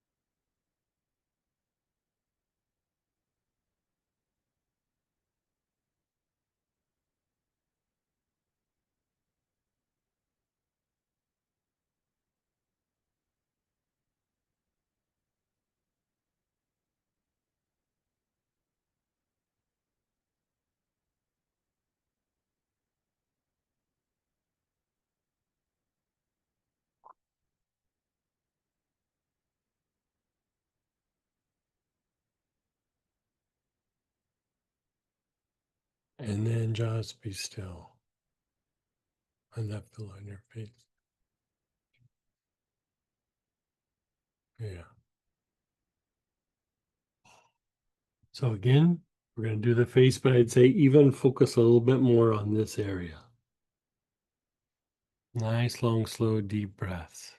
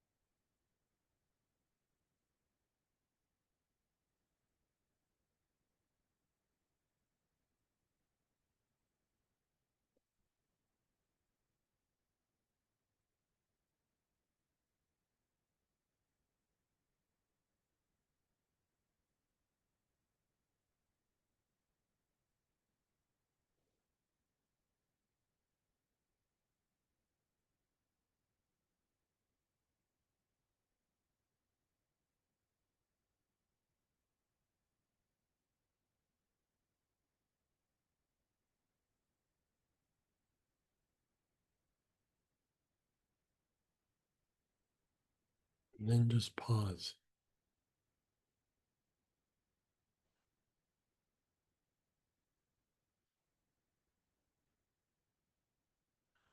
Let's do the temples, right? The temples. Your awareness is on the temples. You're taking nice, long, slow, deep breaths.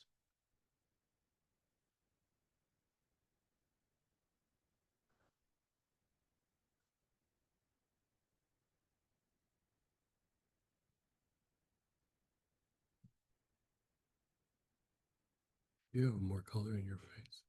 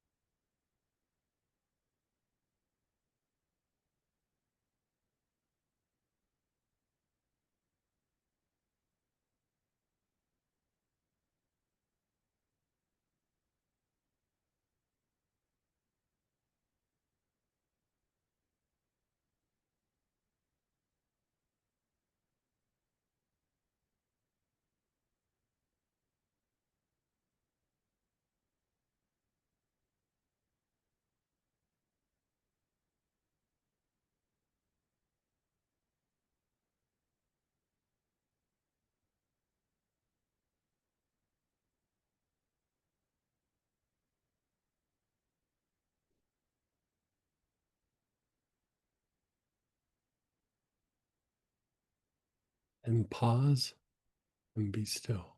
Just let go.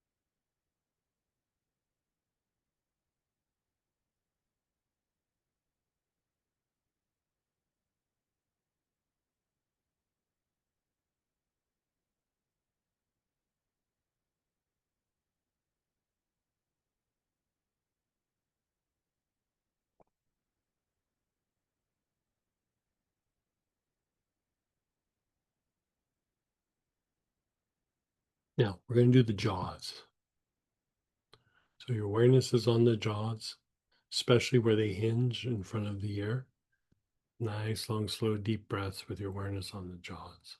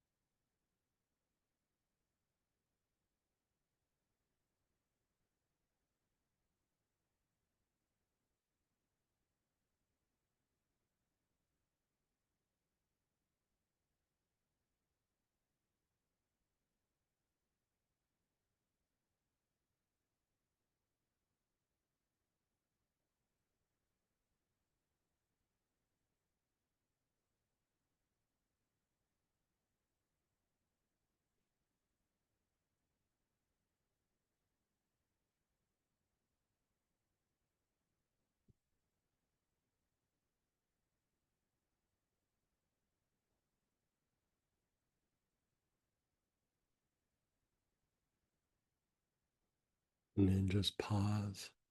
How's that feel on your face? Linus? How's your jaws? Still a little something there, but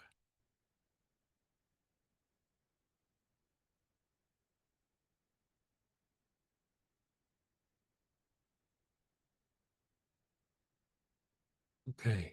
So take a nice, long, slow, deep breath.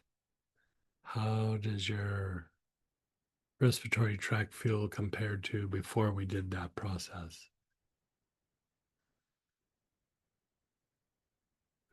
Now let's revisit one more area that's one of your personal greatest hits areas: back, shoulder, hip, liver, kidney, sinuses, whatever it is for you. You could do the same one or you could do a new one.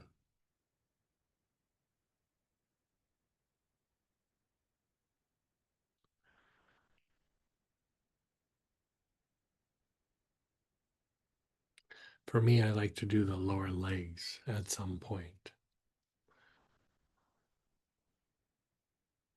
Maybe we'll do that together. Why not? So you're taking, on your spot, you're taking nice, long, slow, deep breaths.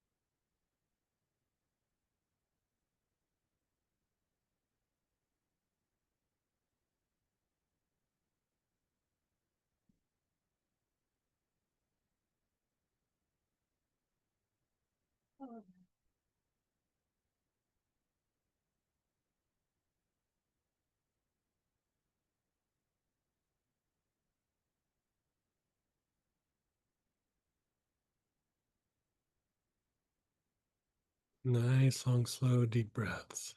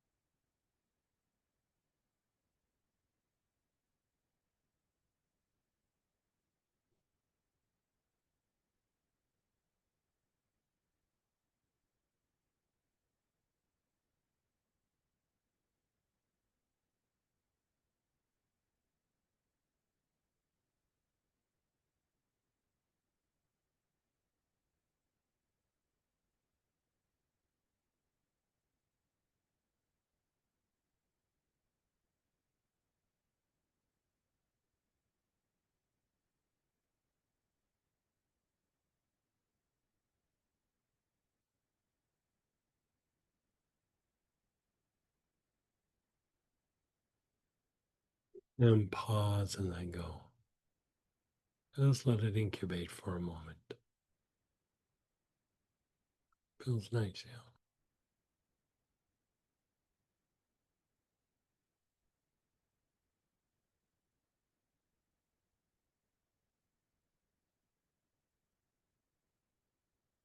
I can see you visualizing the mudra.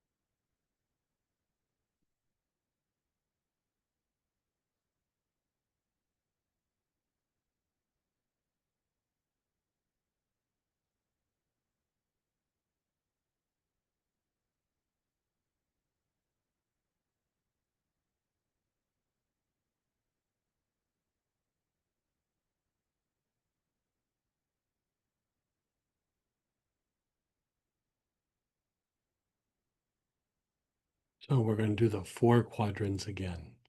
So again, your awareness is on the whole left side of your body. Left side of your face and neck, your left shoulder, ribs, hip, down the outer leg to the left outer ankle.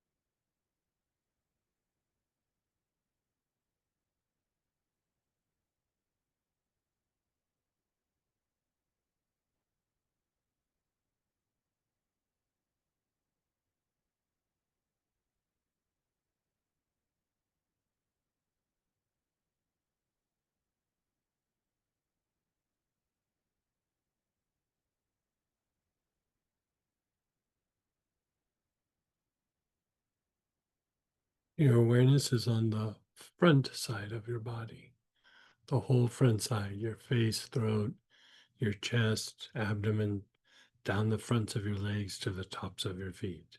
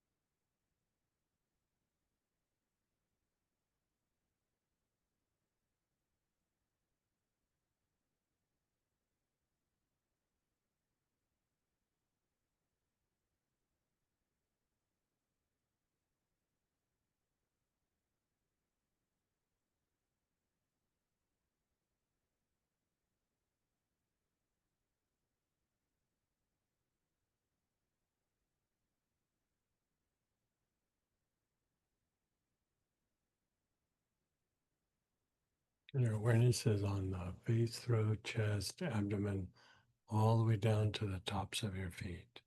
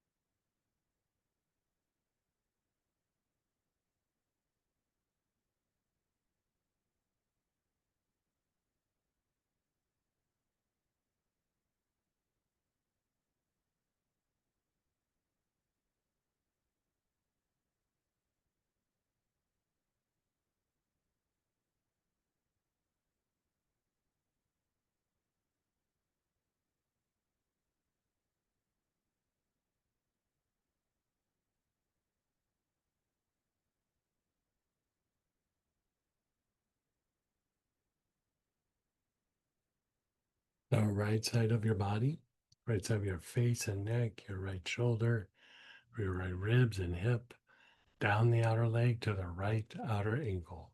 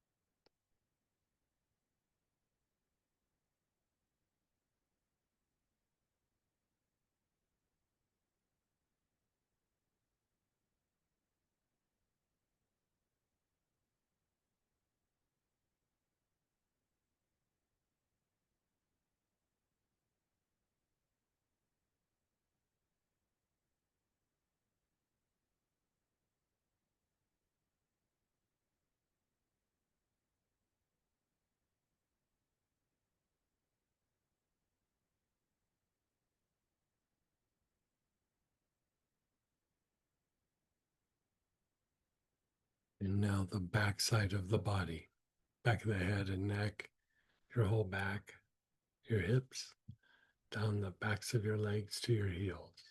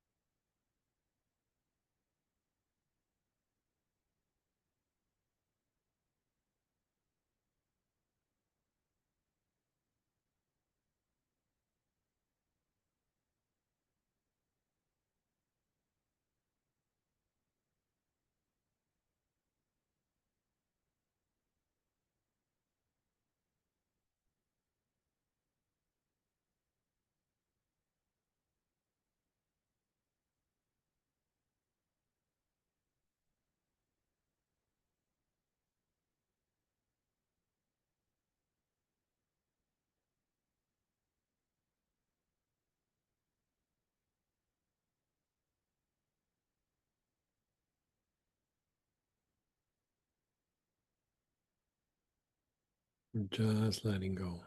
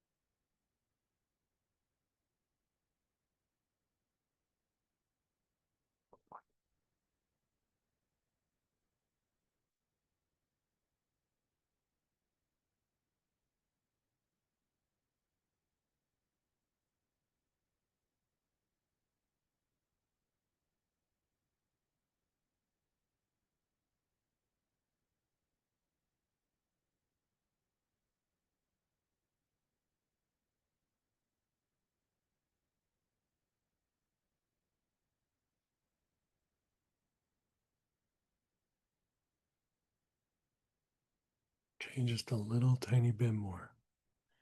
Your awareness is on your brain. Nice, long, slow, deep breaths with your awareness on the brain.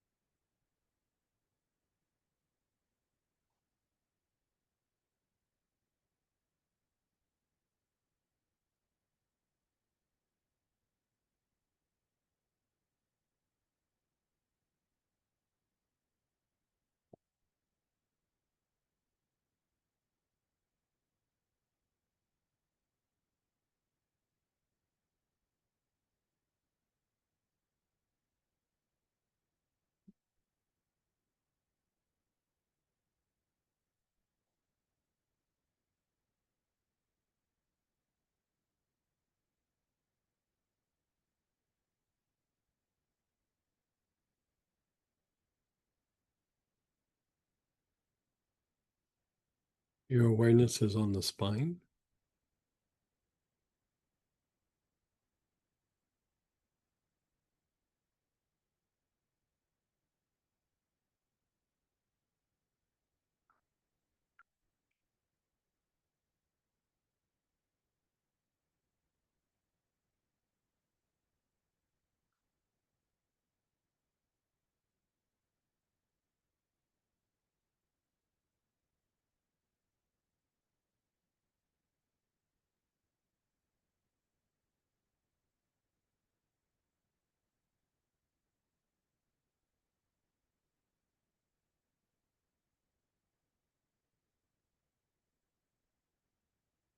The brain and spine both at the same time.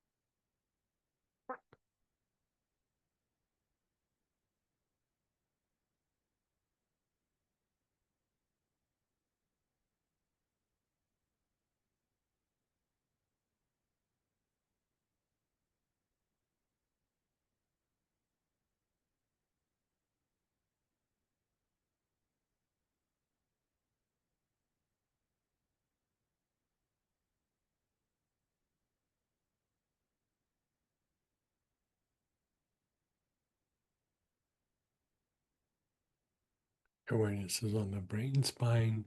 Move your awareness to the brain and soles of your feet.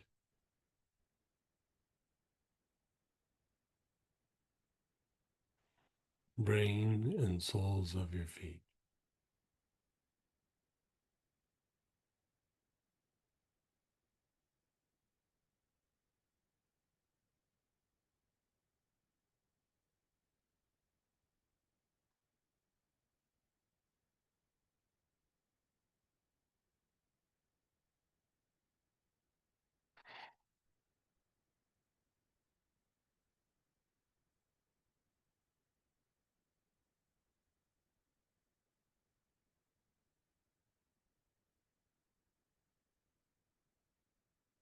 And then just let go.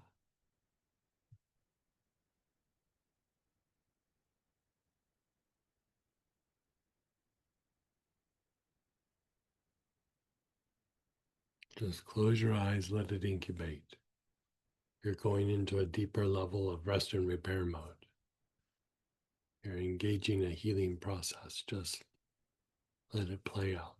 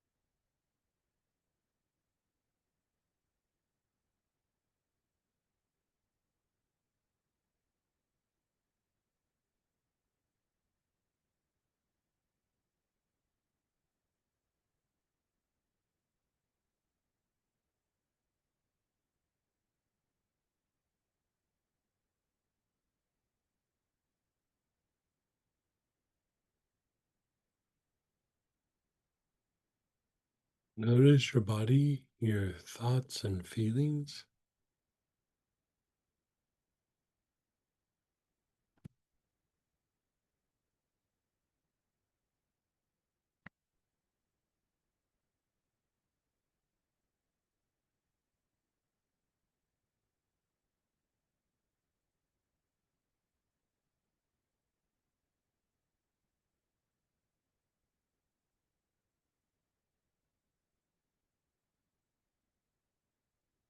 So let's think about it like this.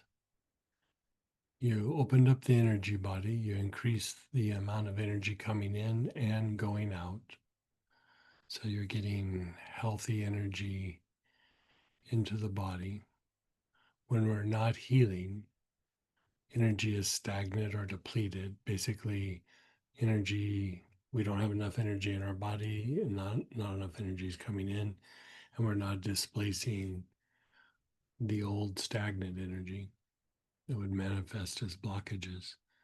but you're also now in a state of healing. You calm down the dysregulation of fight flight. So you regulated fight flight and you cultivated deeper levels of vagal tone.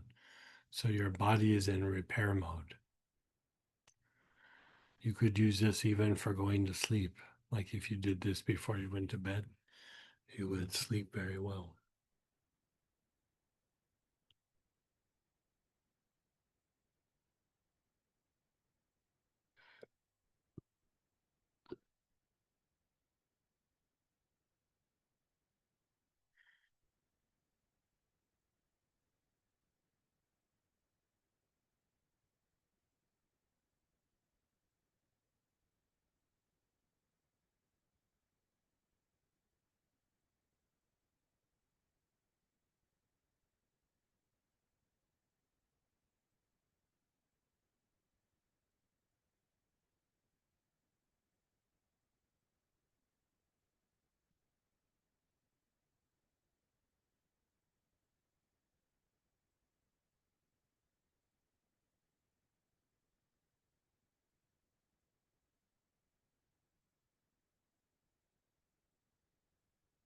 So let's maybe do shares or questions if you feel up to it.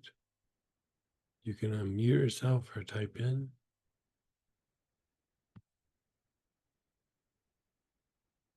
Yeah, go ahead, Letty. Hee Hi, Greg. Hi, Sam. I was just gonna hee. ask if we could take a break because I need to take a nap. That was it. Yeah, I was gonna say, I think Samantha's beating you to it. How does your body feel after doing that? I'm just very relaxed, and that's why I was just kind of like, holy moly! Hope we take a little break because I totally need a nap. Very You know, relaxed. you, My you lower know, back. you have a lot of stress at your job and everything. This would, even if you just did this simple practice, it would reduce the effects of the stress on your body. Yeah, because this morning I woke up with I don't know, maybe if I slept too much, but I woke up with a lower back pain, and then my shoulder blades. I think with the stress, they're just always Yeah, hurting, you know. yeah, yeah. But I'm like very relaxed right now. Thank you. And your body feels good. Body feels better. It does. Yes, it Yeah, does. good. Thank you so much, Greg. And I don't know that if there's ever such a thing as that I slept too much. Well, I don't know. I woke up like really late and Yeah, good for you. Yeah, it's nice getting a little extra sleep. yeah. Thank you so much, Greg. Thanks, Yourself. Sam. And go ahead, Teresa. Hey, Teresa. That was fantastic. Yeah, nice. It feels nice. Yeah. Yeah, it's interesting. Where was it? When we went through like the second round of lungs, minor, face, temple, and jaws, and then went back to the problem area, it just seemed to kind of lift. Yeah. Yeah. So I'm like, I need to do this more often. And just a curiosity, I I feel like a pulling on my right temple. Hmm. Is that just stuck energy or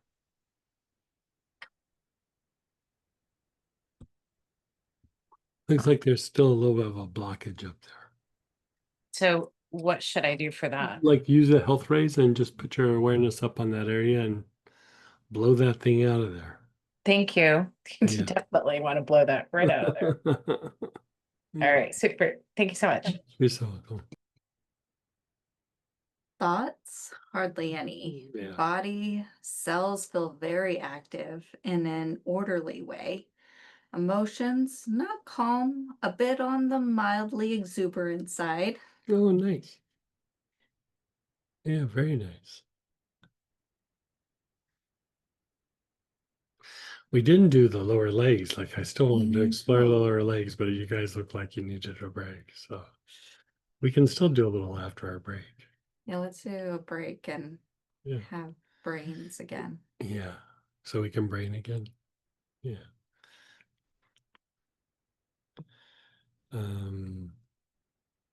Okay. So how about we'll take a little break and we'll come back and we'll actually still explore the health rays a little bit more.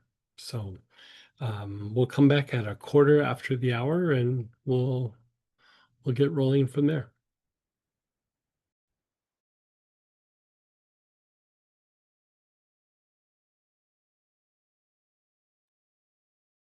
Hey, everybody, let's come on back. And let's still do a little tiny bit more with the health rays. So whatever you were using before the break, pull it out again. We're going to do my personal favorite, the lower legs. So how we did the 4 quadrants, we're going to do the same thing, but only with the area from the knees down. This is the dirtiest part of the aura. It's the heaviest part of the aura. So with whatever oil you're using, the left side of your body from the left knee down to the bottom of the foot.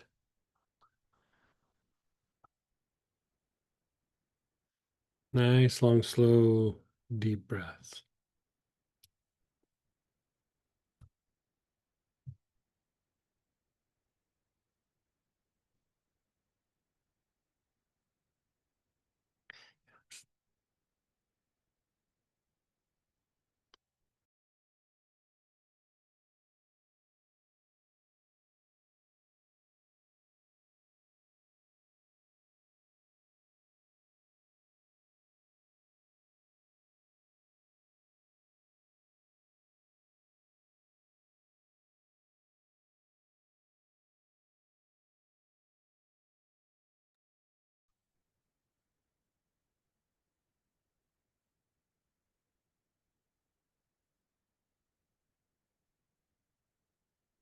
The left side from the knee down to the bottom of the foot. Nice, long, slow, deep breaths.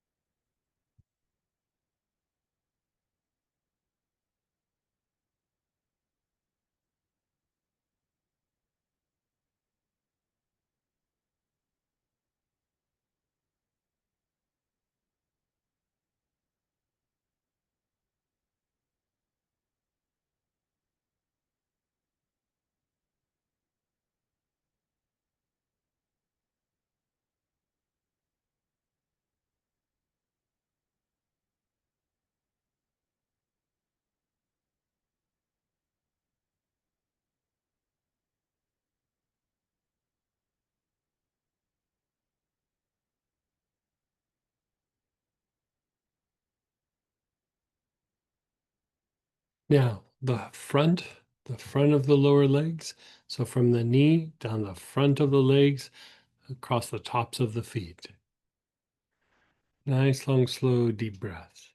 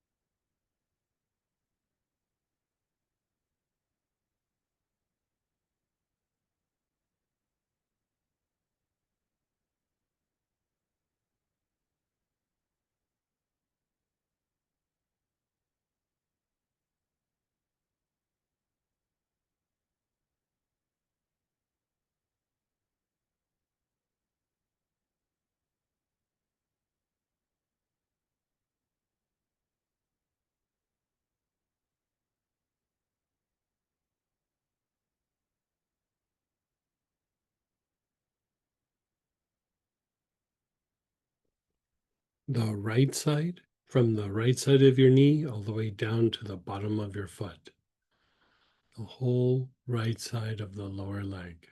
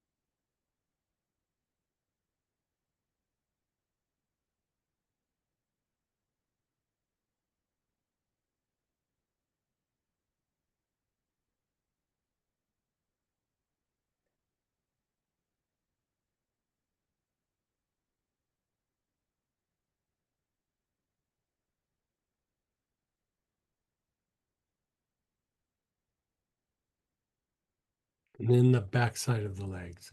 So from the back of the knee all the way down to the heels. Nice, long, slow, deep breaths.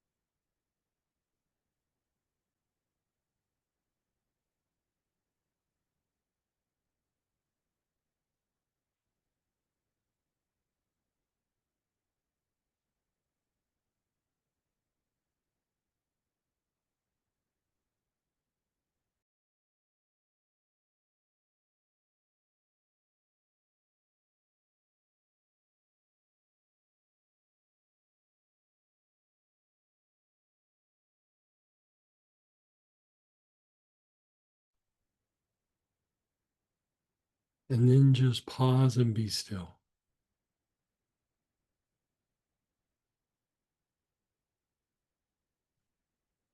Just pause and be still. .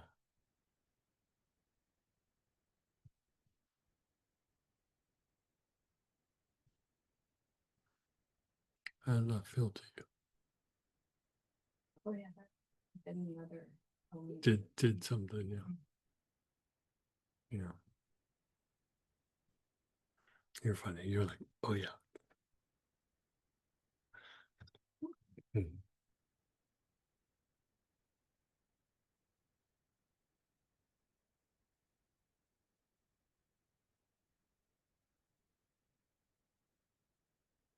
Okay. So we're going to go to the back of the knee. So your awareness is on the back of the knee. Take some nice, long, slow, deep breaths.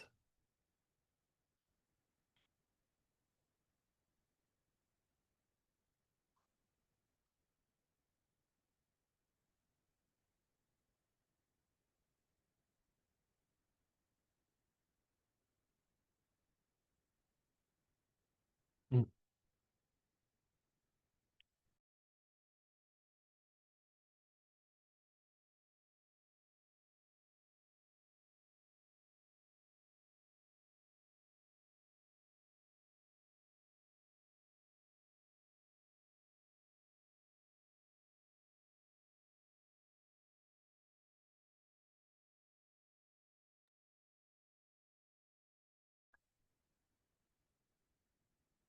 It can be the whole knee or at least the very back of the knee.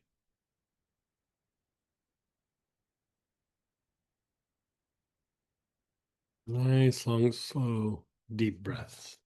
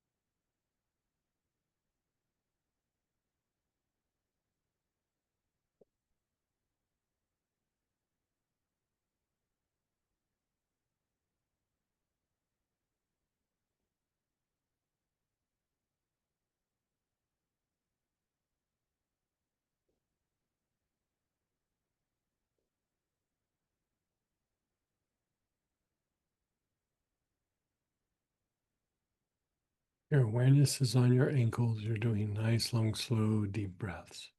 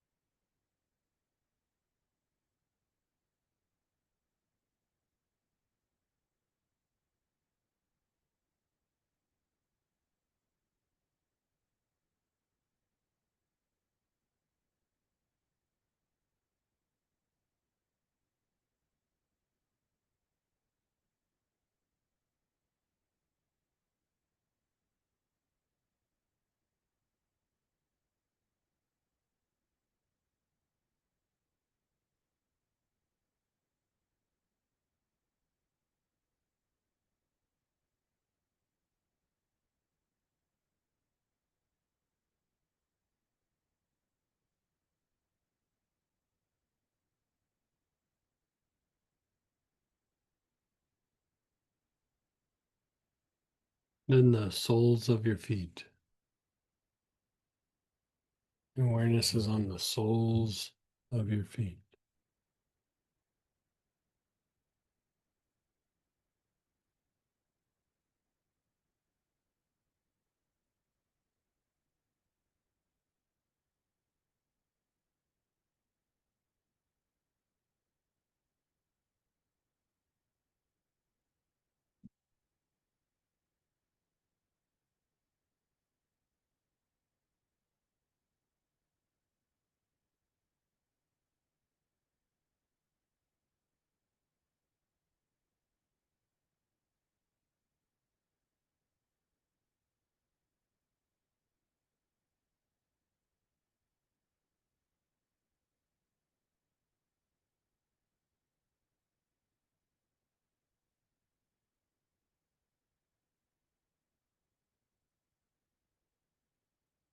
Just be still, be aware for a moment.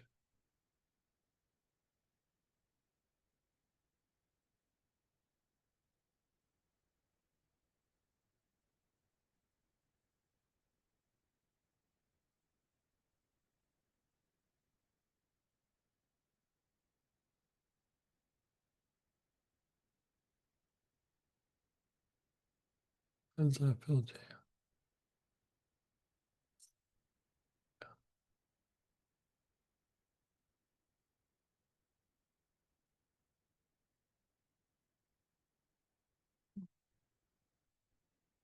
you? Yeah.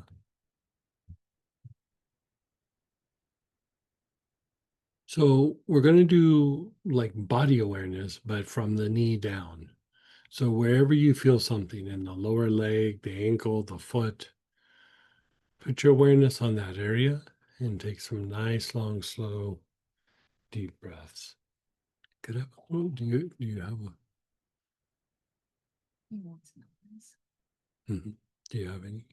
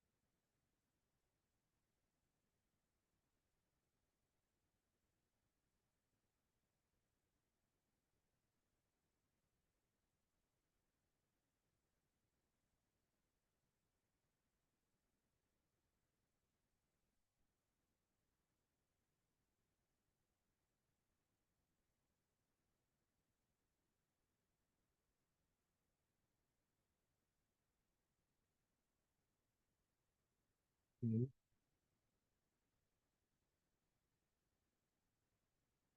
Sure.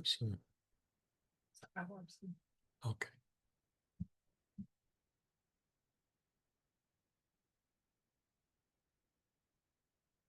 Oh God, this feels so good.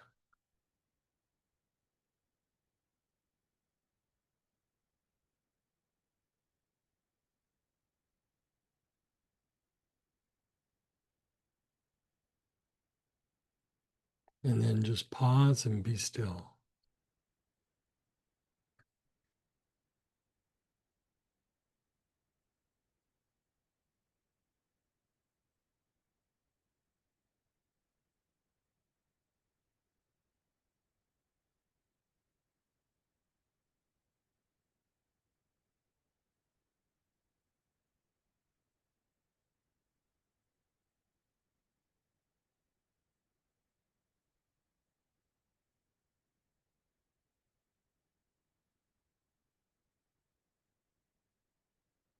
Okay, since we're doing this, let's do an experiment. So you have your ankle, right? So the minor chakra is on the front of the ankle, but let's do each side of the ankle, like so the outside and the inside. So your awareness, how about we'll do this? At first, your awareness is on the inside ankle on both sides. Your awareness is there.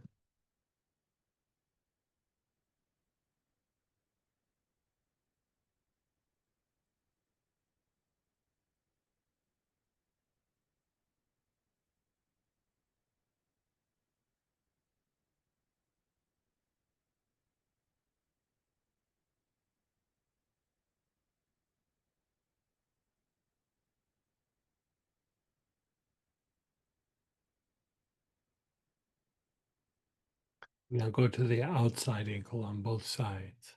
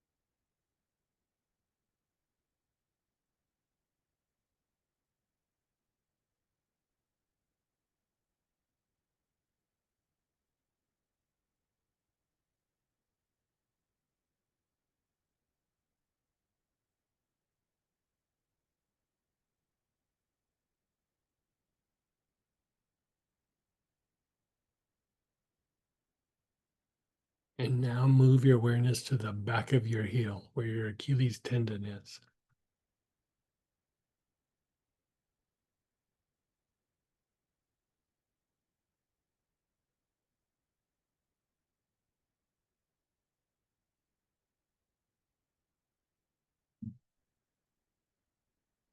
Your body's letting off so much stress.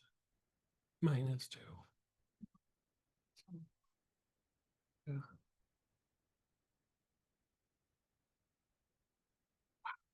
You got a lot of stress.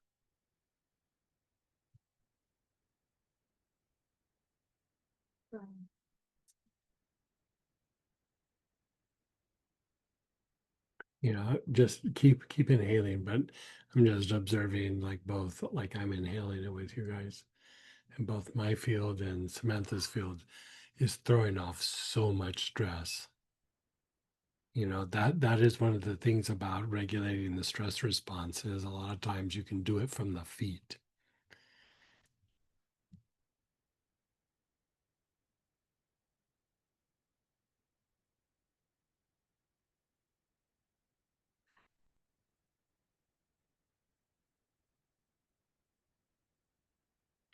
I say we just do this for the rest of the day.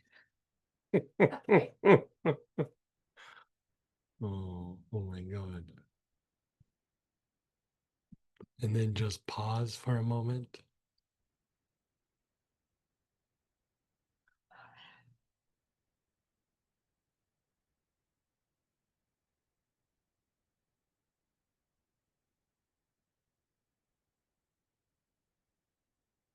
Just focus on your whole feet, each foot. Nice, long, slow, deep breaths. That's okay.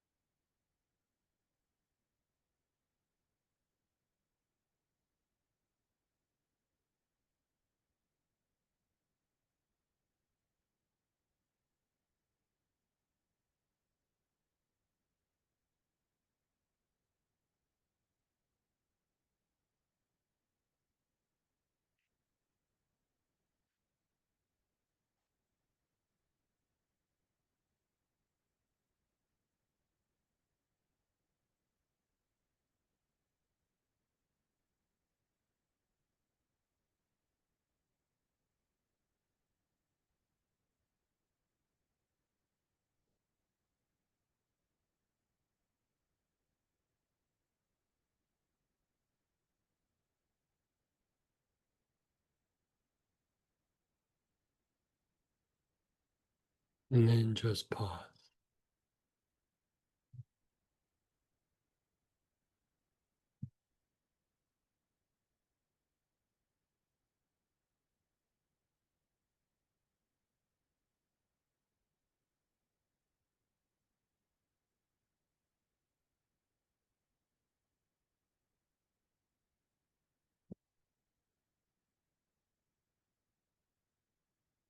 Just pause and be still.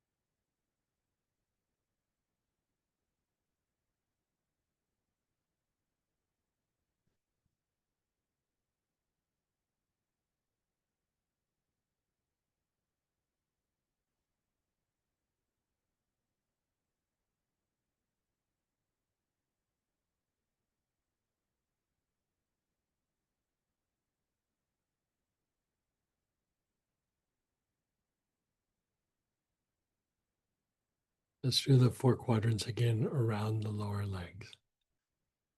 So left side from the knee down to the bottom of the foot.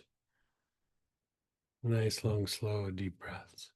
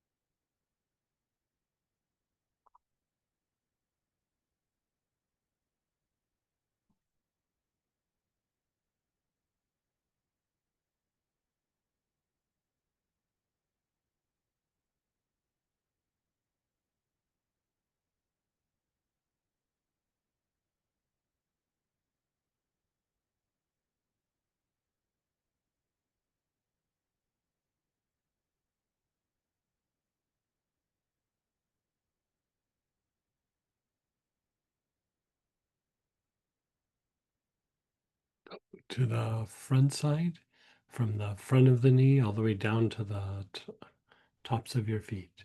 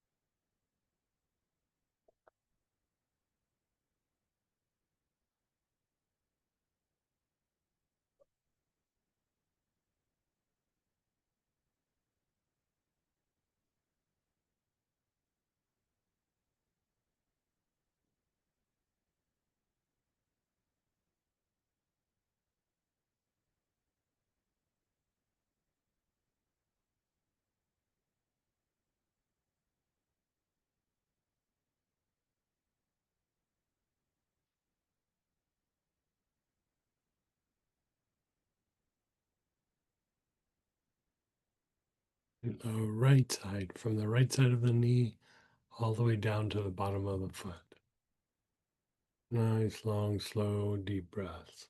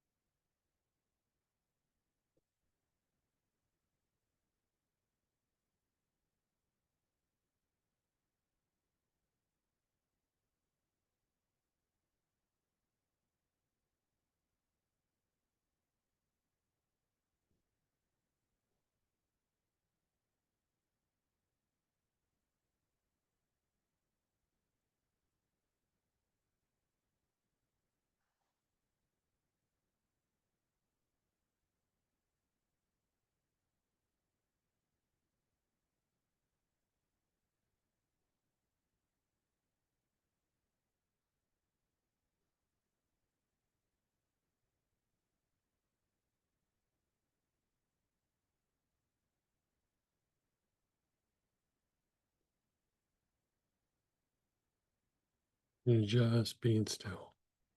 Oh, we didn't do the backside, did we? Let's do the backside. The back of the knee all the way down to the heel.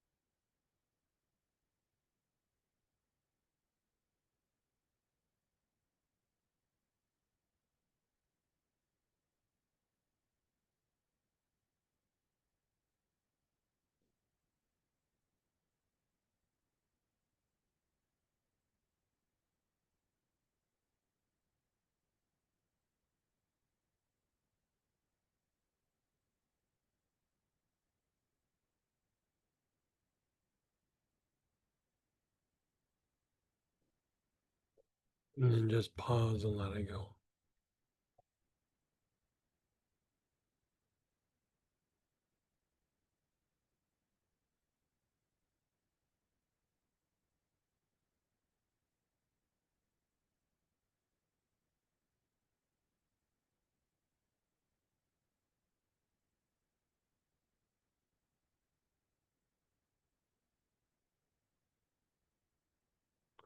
Well, if we're gonna lean into it, might as well lean into it.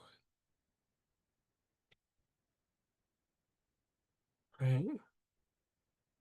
Okay. I know we did the lungs before, but let's do the lungs again. Same oil. You're doing the lungs. Nice, long, slow, deep breaths.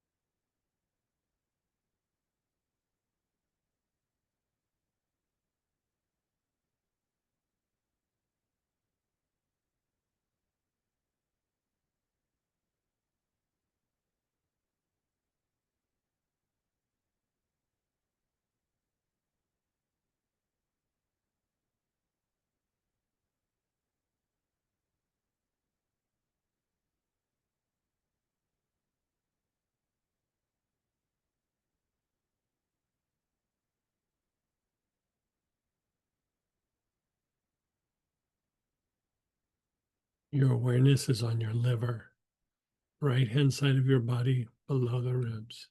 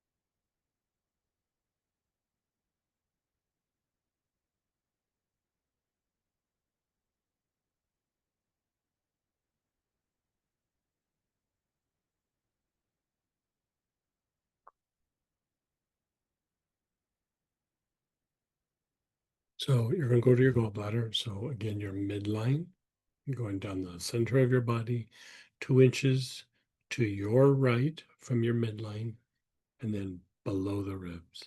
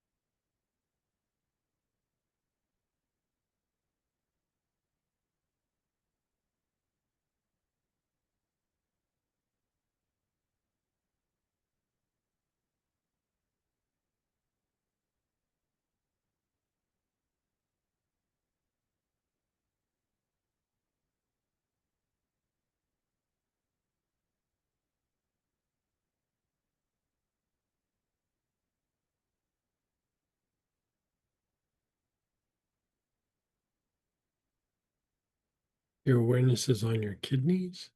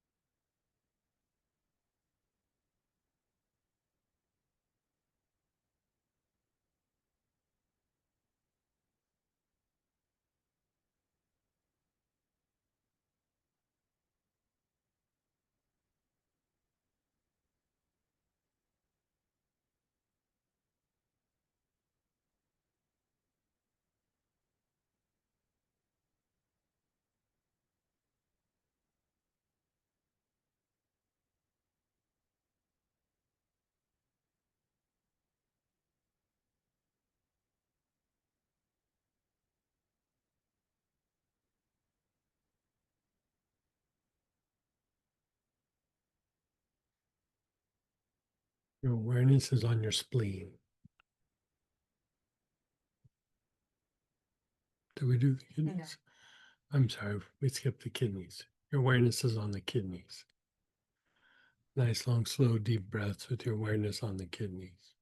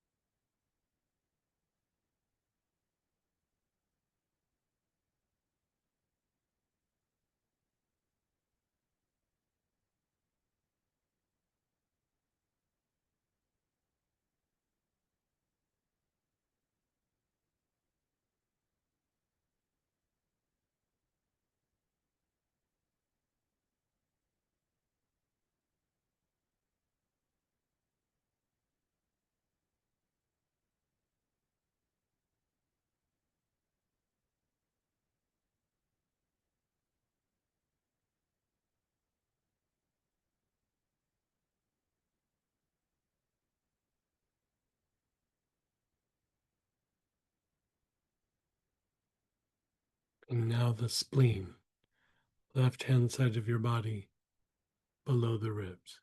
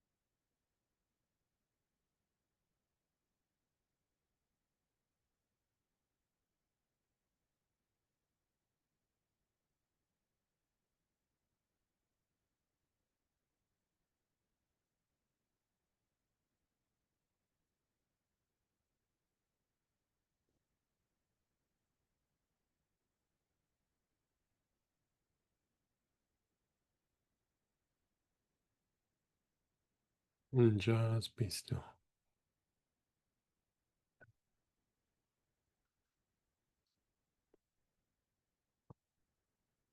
Well, you have just kicked a bunch of stress off your body.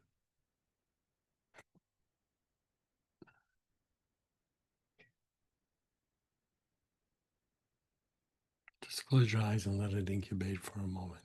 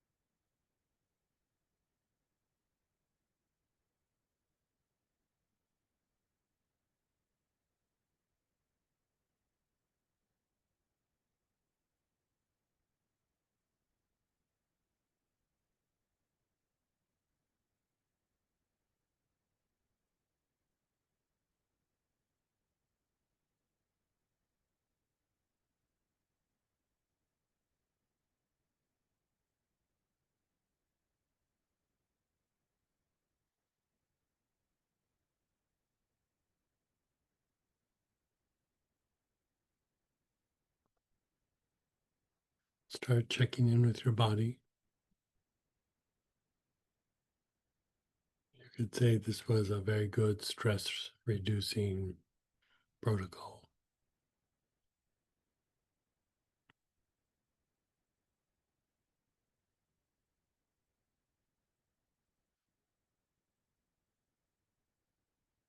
So it would have a stress reducing effect doing it on the whole body, but especially from the knees down.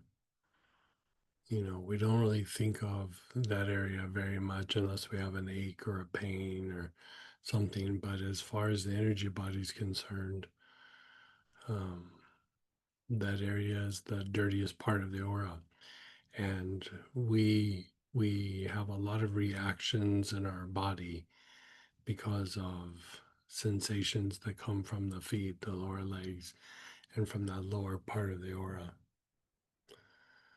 And so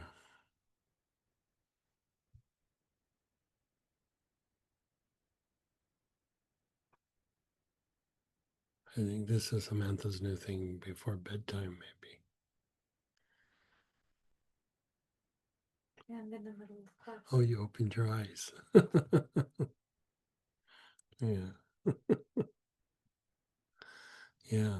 Does anybody want to share or ask questions? You don't have to, but I know I thought it was an interesting little experiment.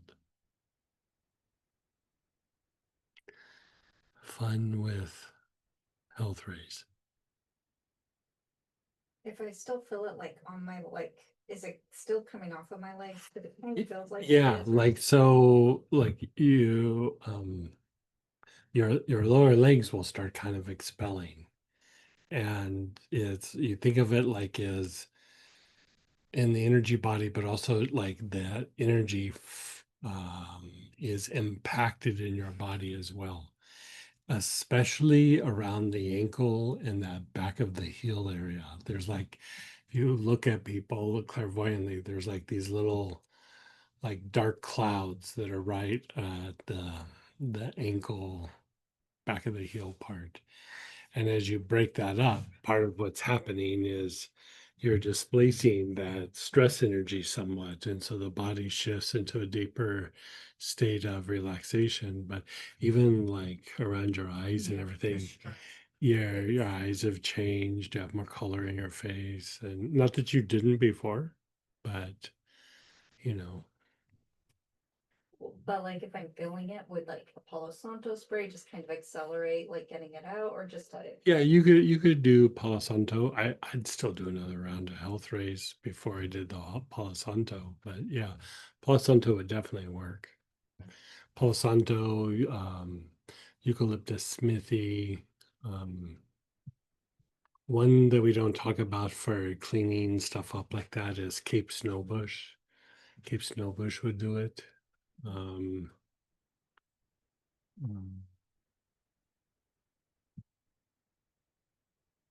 even like a little bit of hyssop or something that's cleansing.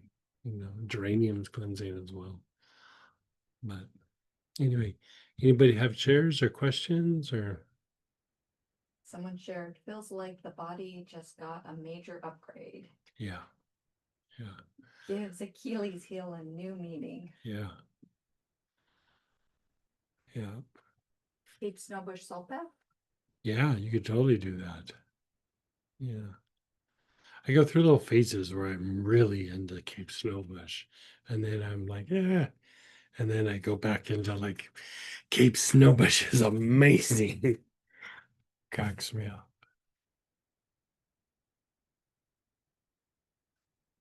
Yeah. Yeah, you look like you've just got out of bed. Yeah, but in a good way. Not Yeah, like, in a good way. Right. Yes, in a good way. not like rolled out of bed. Right, Like ready to take out the world. yeah, Yeah, that's how I feel. yeah. Okay, how about we'll take another break and then we'll come back and we're going to do something out of the Uncle Bob class. So I see you at 35 after, and we'll kind of hit the ground running unless something comes up for you guys.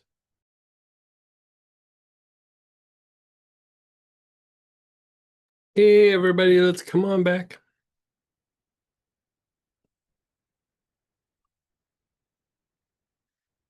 Give me just a second here.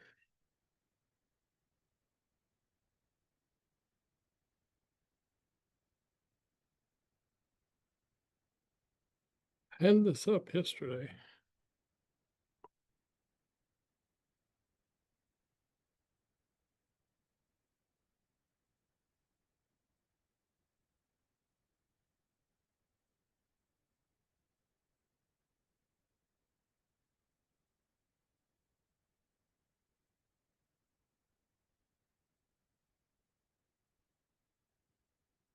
When's the last time we taught that? Uncle Bob. Yeah.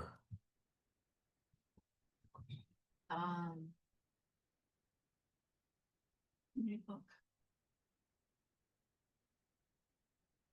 Well, Uncle Bob one, I think had a different booklet than two, or am I- Yeah, it doesn't matter. Either one of them. Oh, okay. So I have one from January 2024, Okay. and I have a December 2023.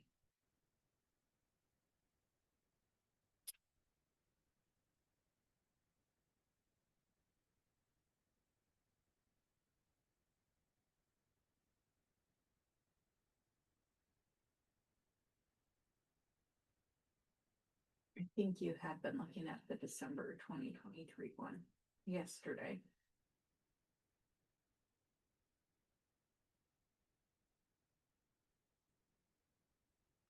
Let's see. I had it up yesterday. I'll just send you what I. Yeah, can you send that to me? Sorry, give me just a second here. Send.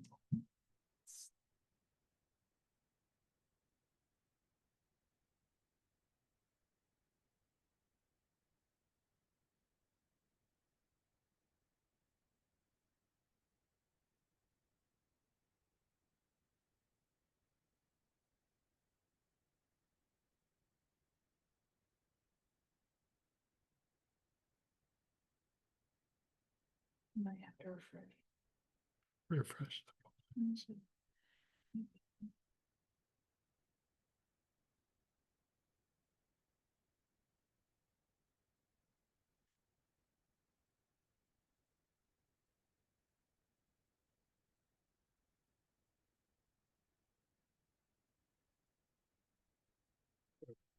Go to notes because it's still not showing up.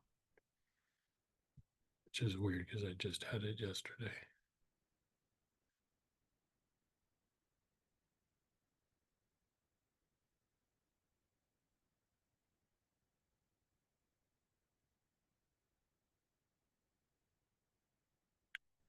Okay, there we go.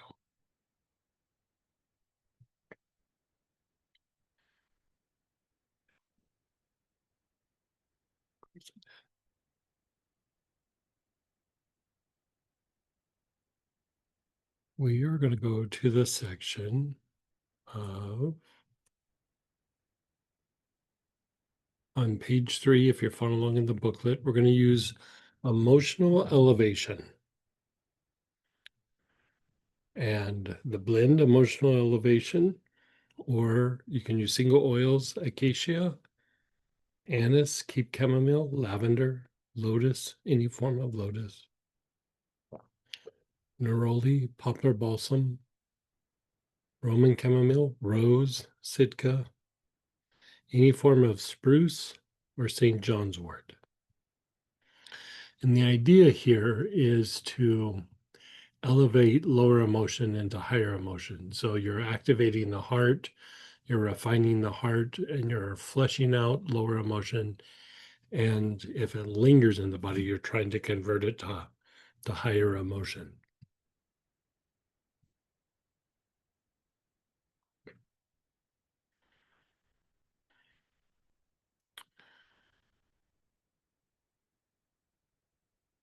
So choose one of those oils.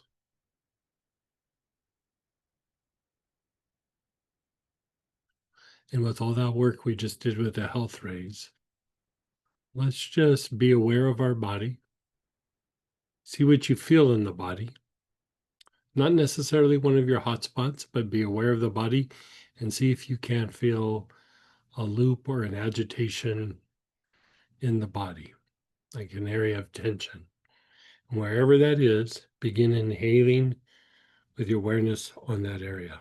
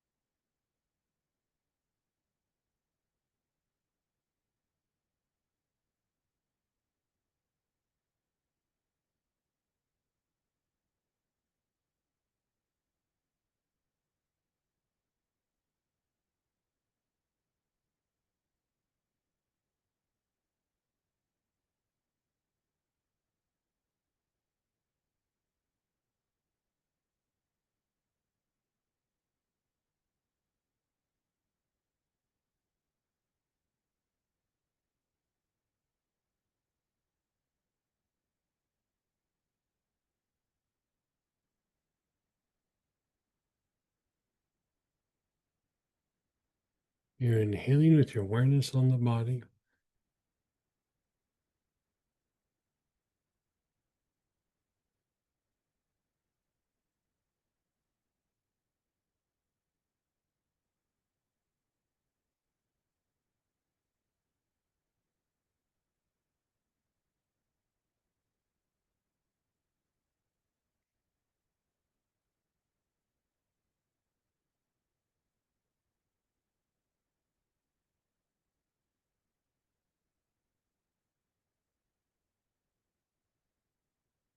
And then let that go for a moment.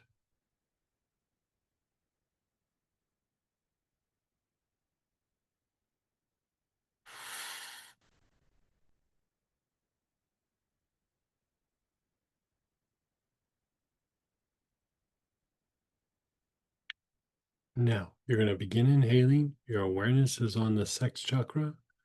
Nice, long, slow, deep breaths.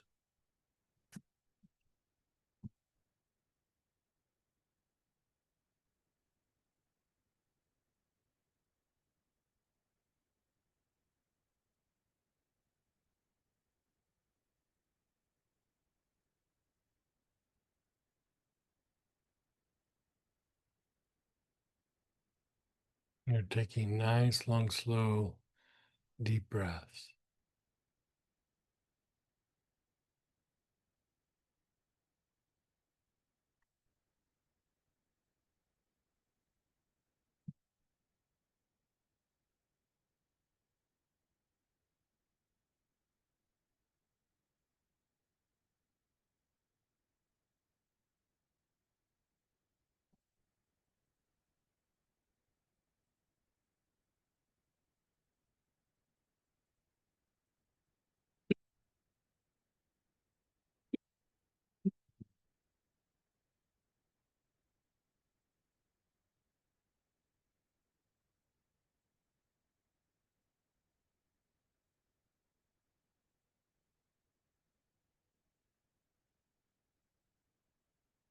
Move your awareness to the back heart. Your awareness is on the back heart.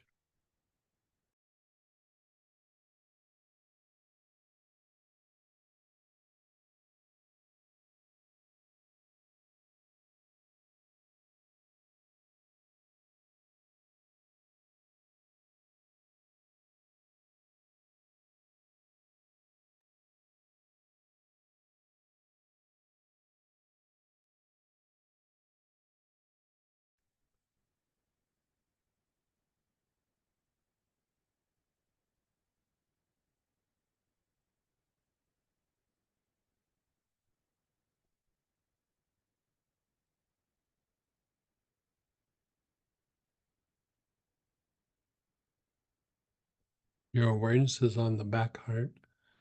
You're taking nice, long, slow, deep breaths.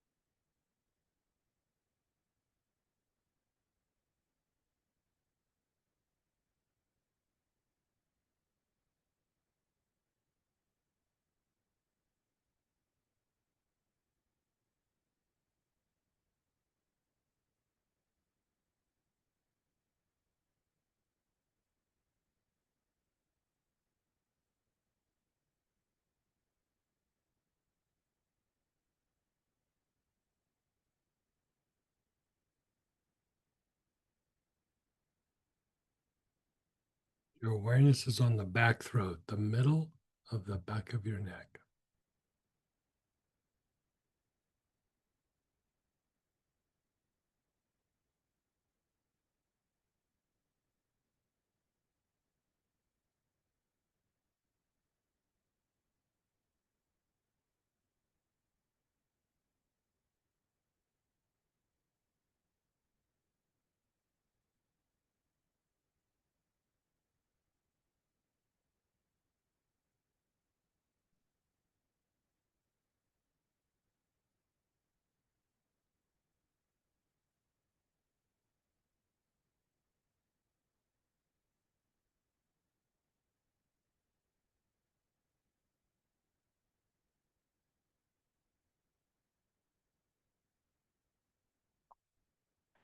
And then the top of your head, the crown.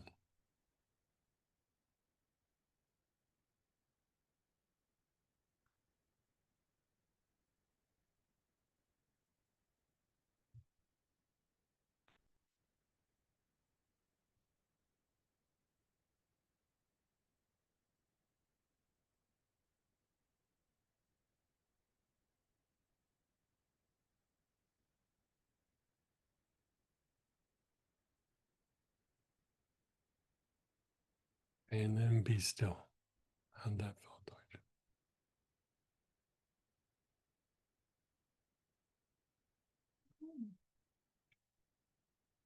George? Hmm.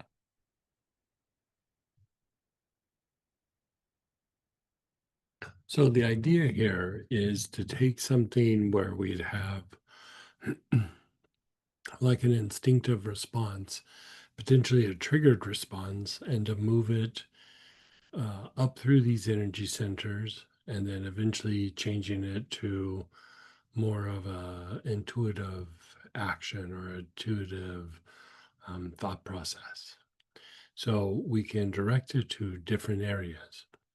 So let's think of a person. Think of some person where you might have an issue or, you know, you're at odds or something like that. Just observe them for a minute.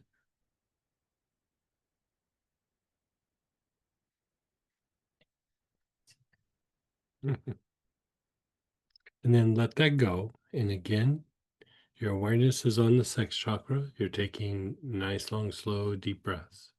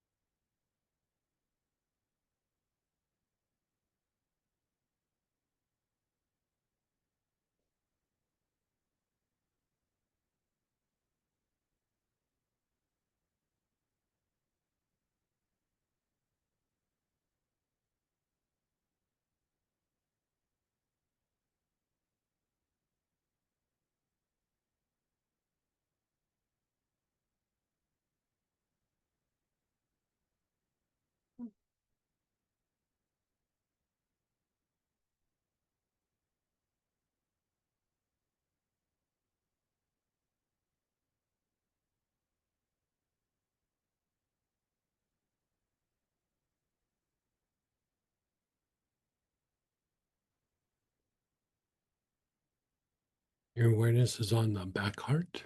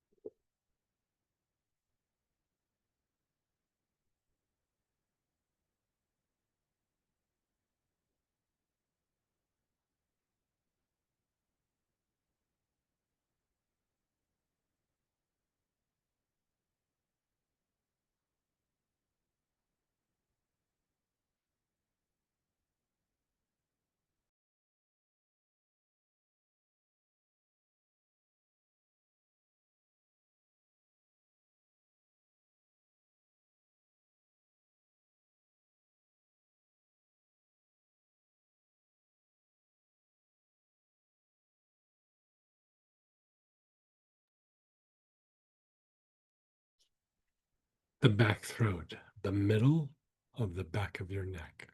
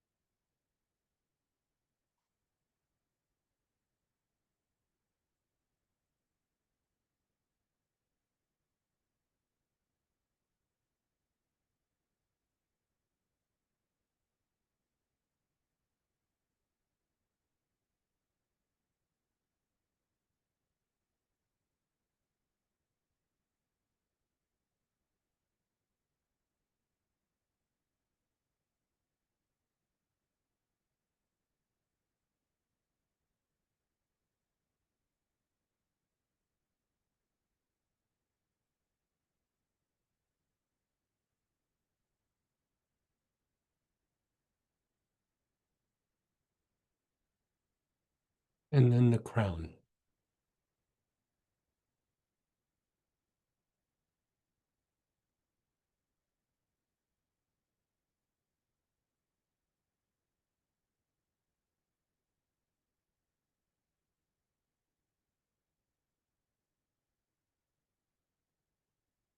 Okay. So with this particular pattern, going from the sex chakra to the back heart to the back throat to the ground, this is if you're trying to elevate some emotions that are maybe potentially negative, right? Or on the fence, like might not be completely negative, but not completely positive either, right?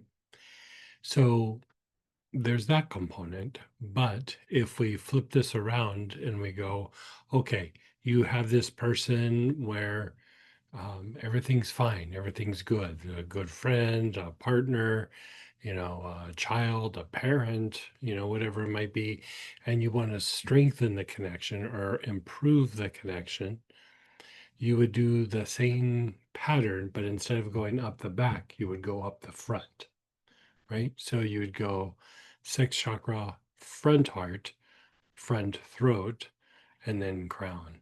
This would help to integrate or deepen the connection. So let's think of somebody where you'd like to have a deeper level of connection with. You'd like the things to go a little smoother, like connect a little deeper, have things be a little bit more harmonious, whatever it might be.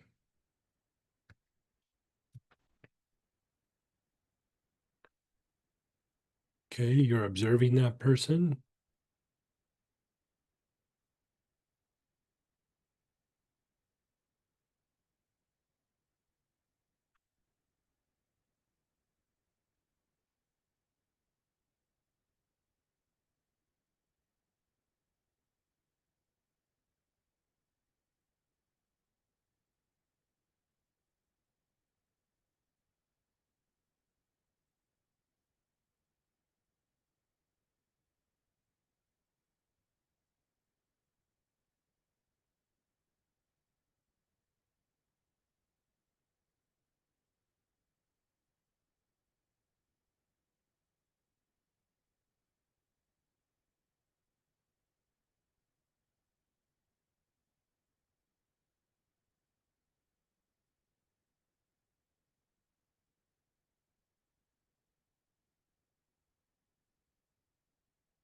Now move your awareness to start inhaling on the sex chakra.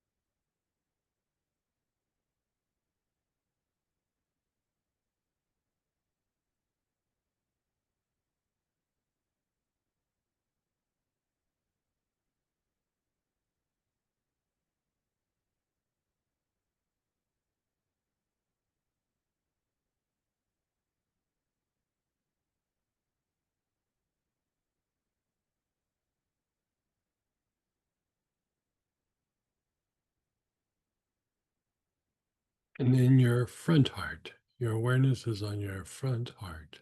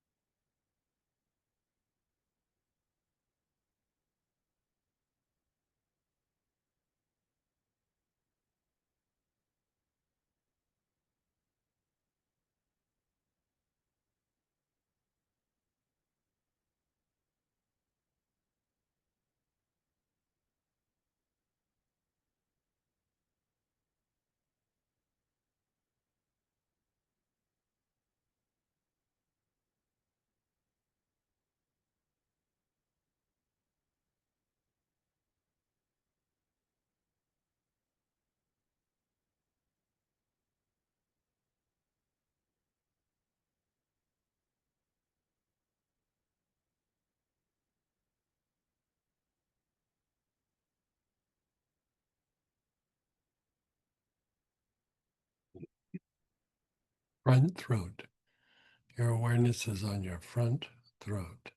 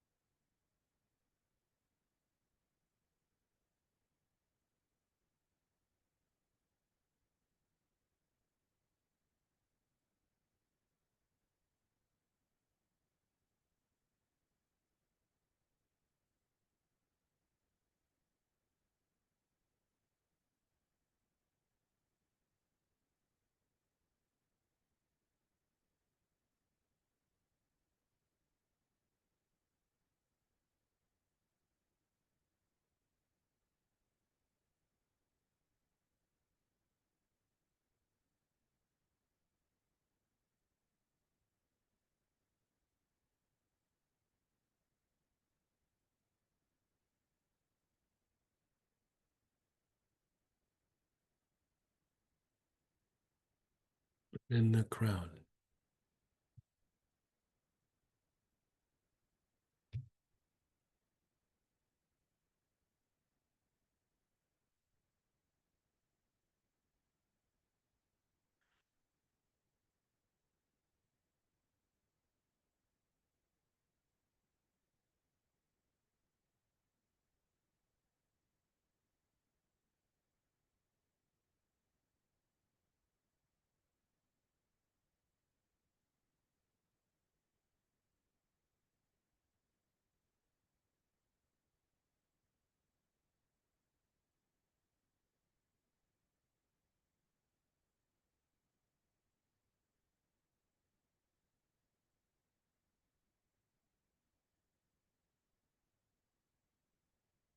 And then pause and be still.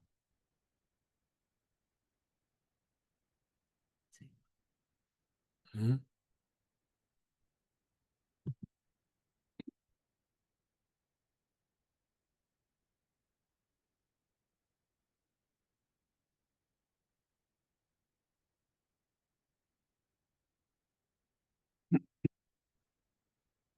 Just notice how you feel.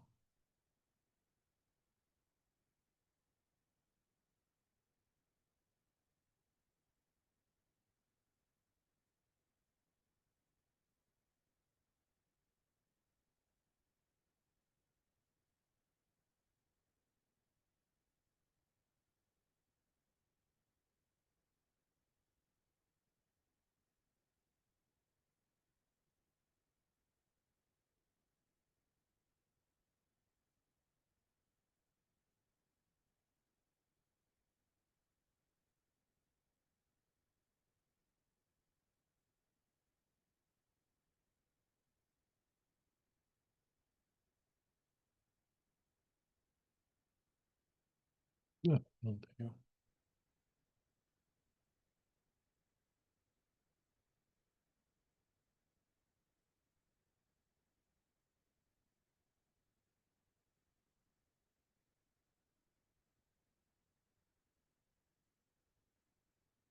Now let's look at some ongoing situation or past event.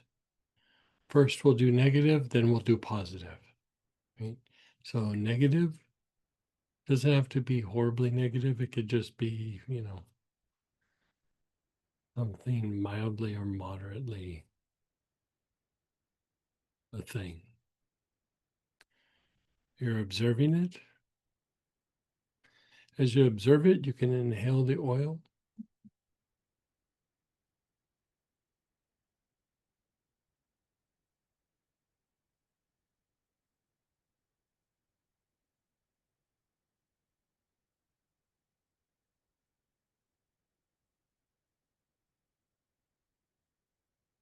And then let the situation go. You're inhaling, your awareness is on the sex chakra.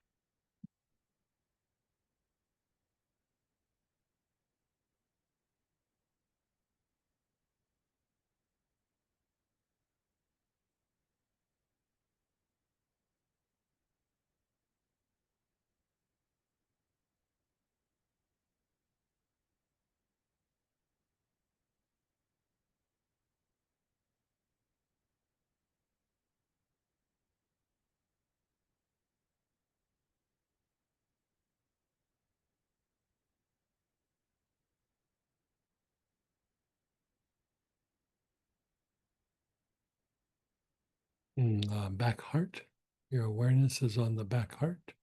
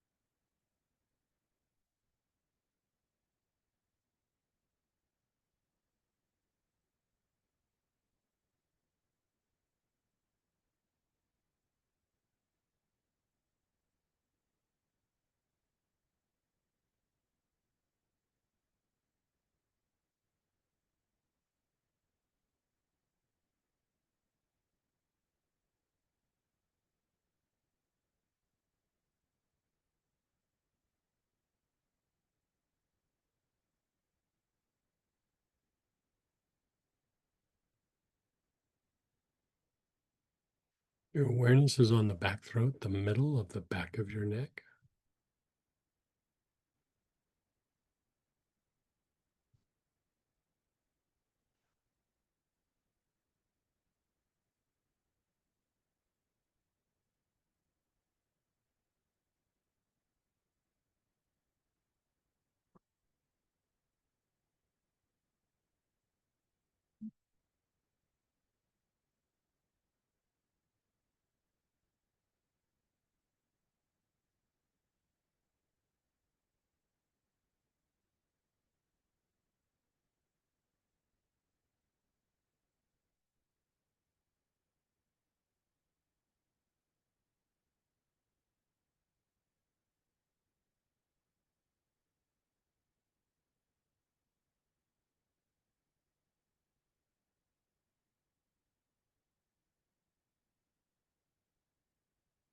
And then the crown. Your awareness is on the crown.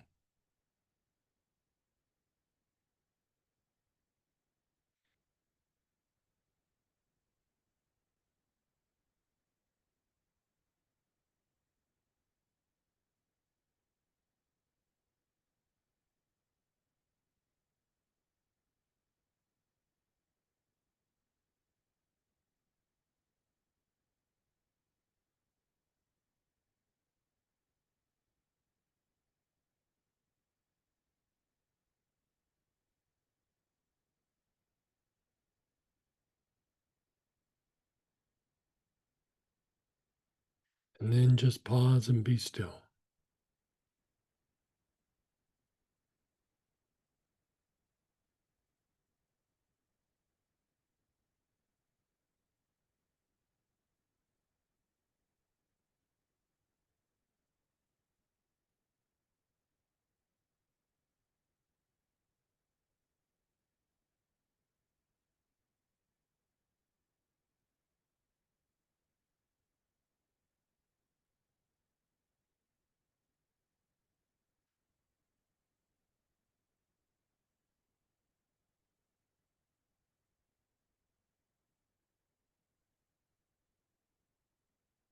Okay, think of a positive situation,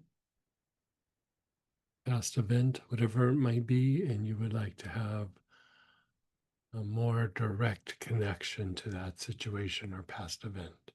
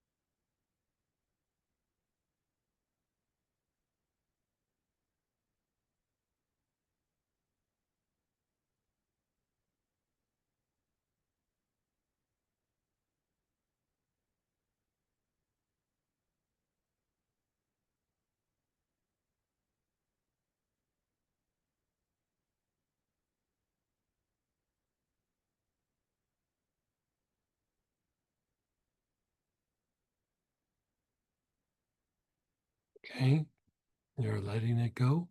You're inhaling. Your awareness is on the sex chakra. Nice, long, slow, deep breaths.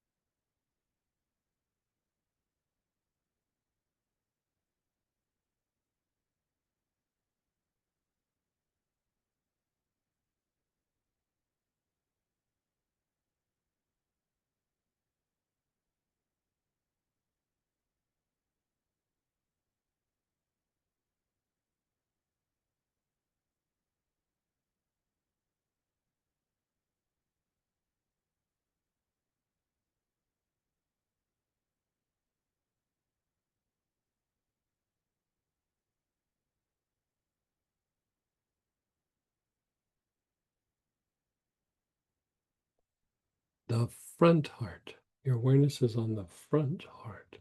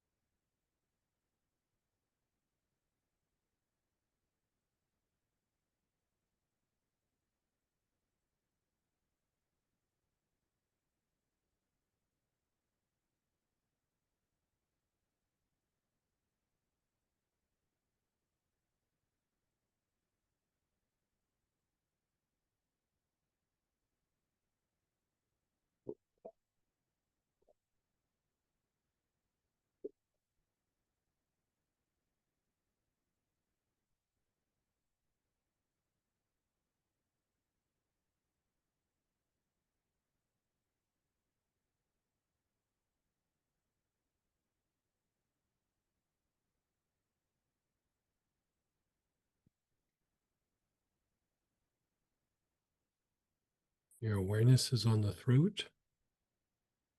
Did I do the heart? So awareness is on the throat.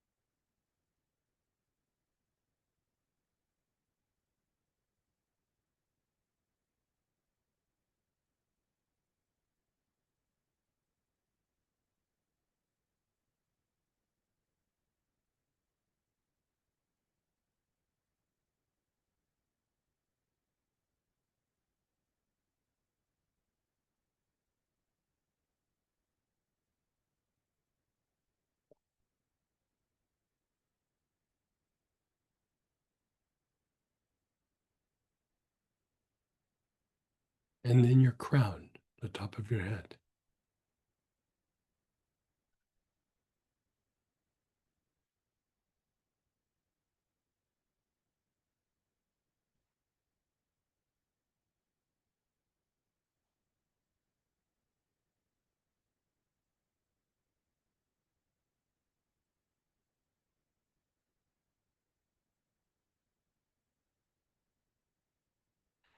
And then just let go.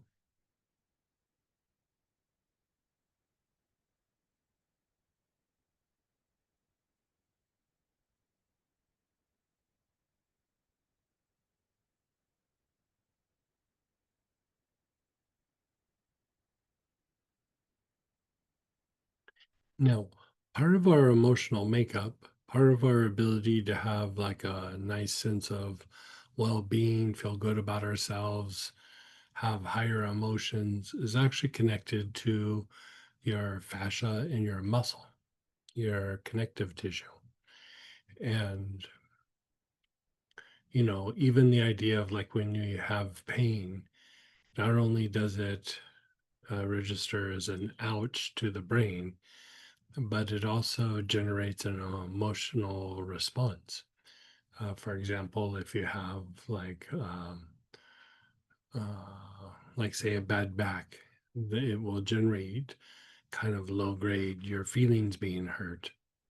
If you have arthritis, like in a joint, you'll generate some fear that things are unstable. You don't feel stable in the world, right? So the more that we unwind this muscle memory, the more our heart can be activated.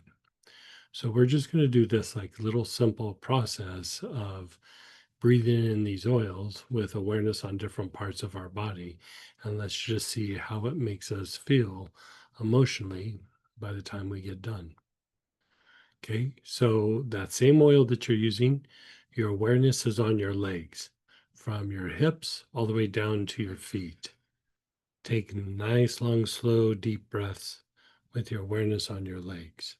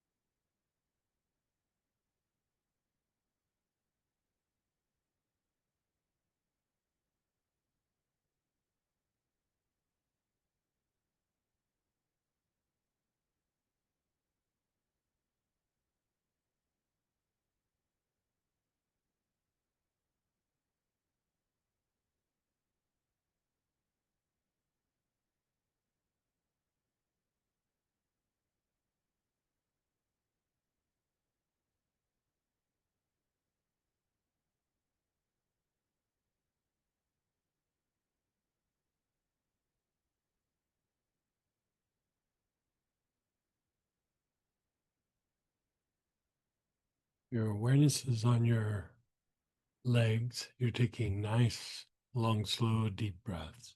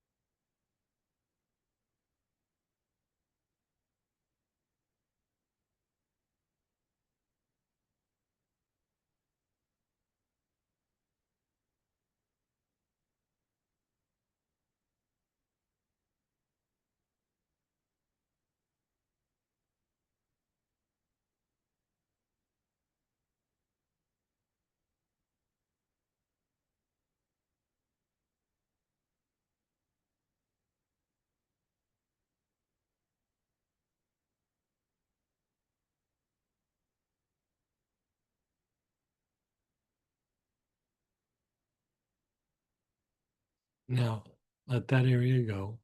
Go to your arms. Feel your arms from your shoulder down to your fingertips. Inhale, nice, long, slow, deep breaths with your awareness on your arms.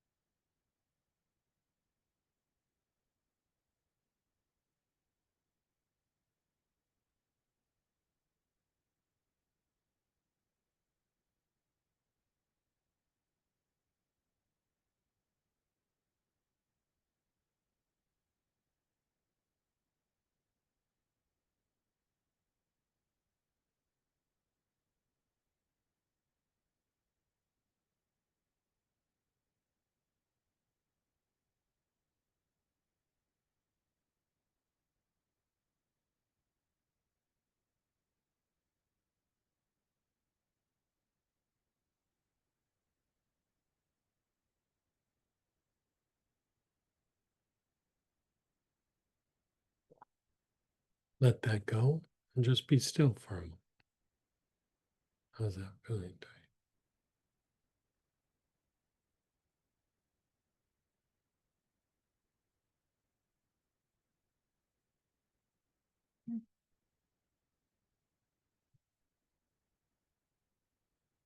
You feel what, Blake? Okay, so now you're going to do your pelvis, the front of your pelvis, the sides of your hips, the back of your hips, that whole pelvic area. Nice, long, slow, deep breaths with your awareness on that area.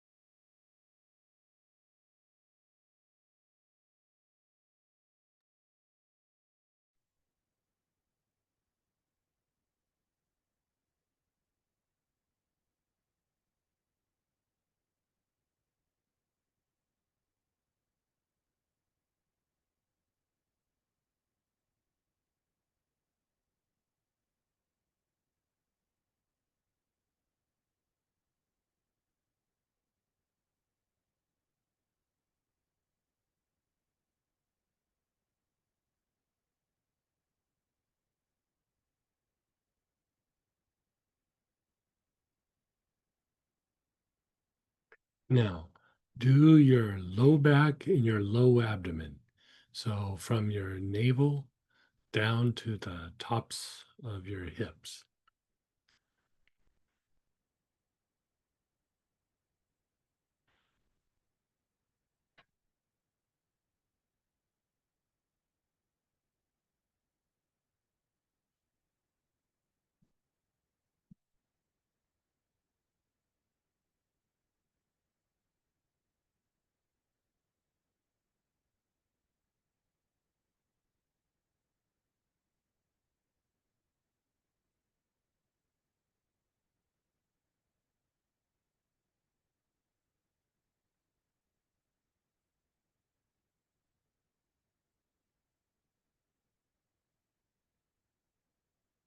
And then just let it go for a moment and be still.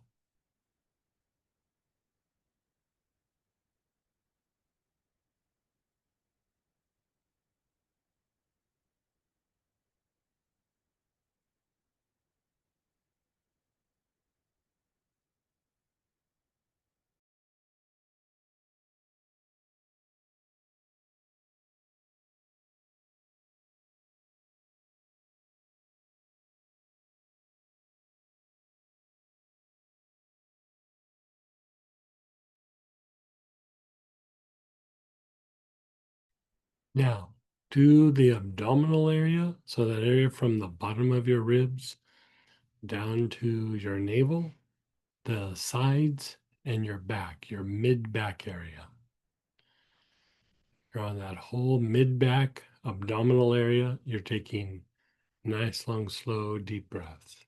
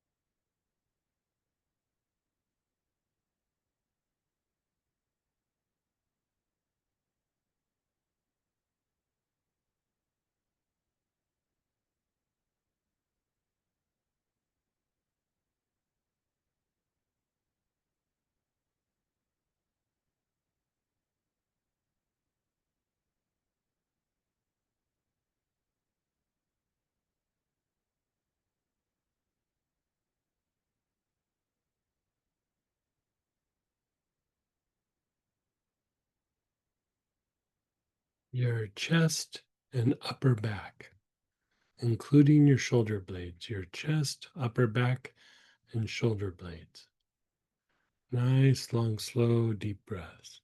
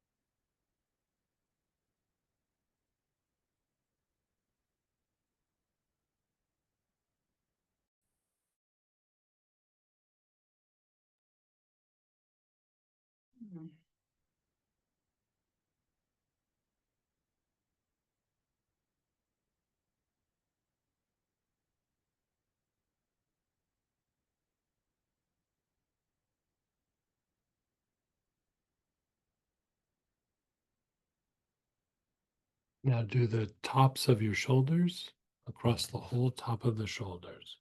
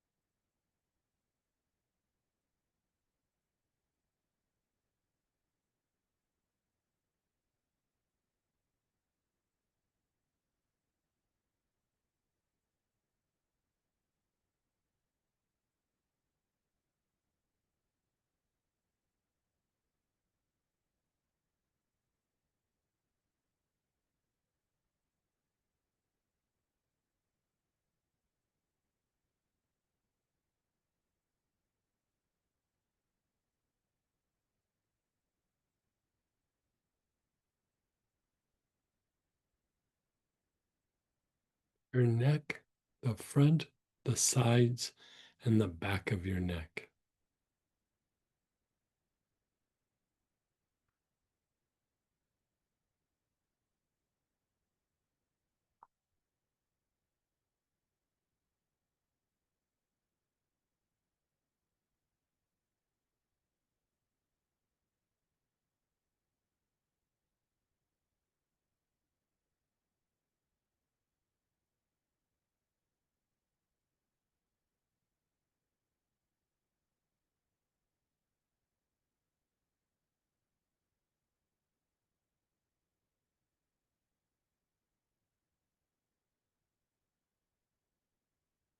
Your awareness is on the front, sides, and back of your neck.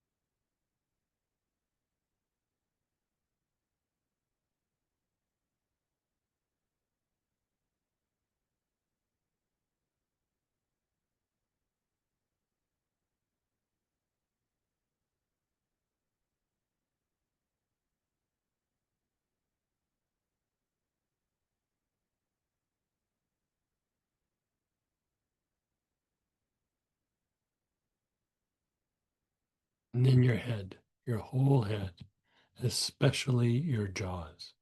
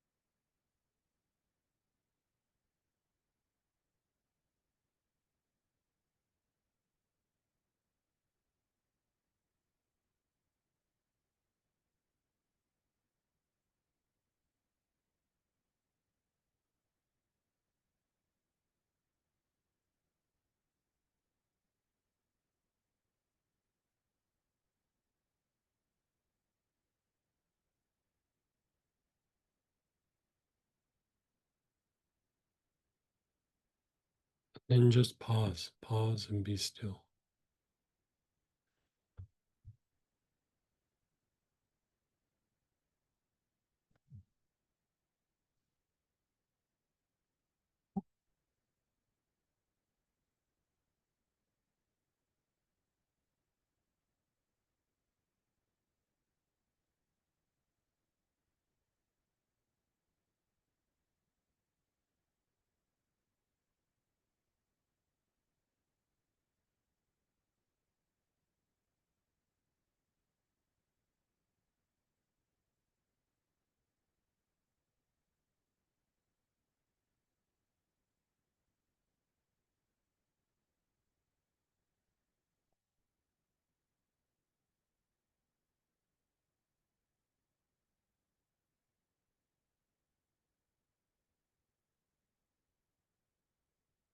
How did that feel?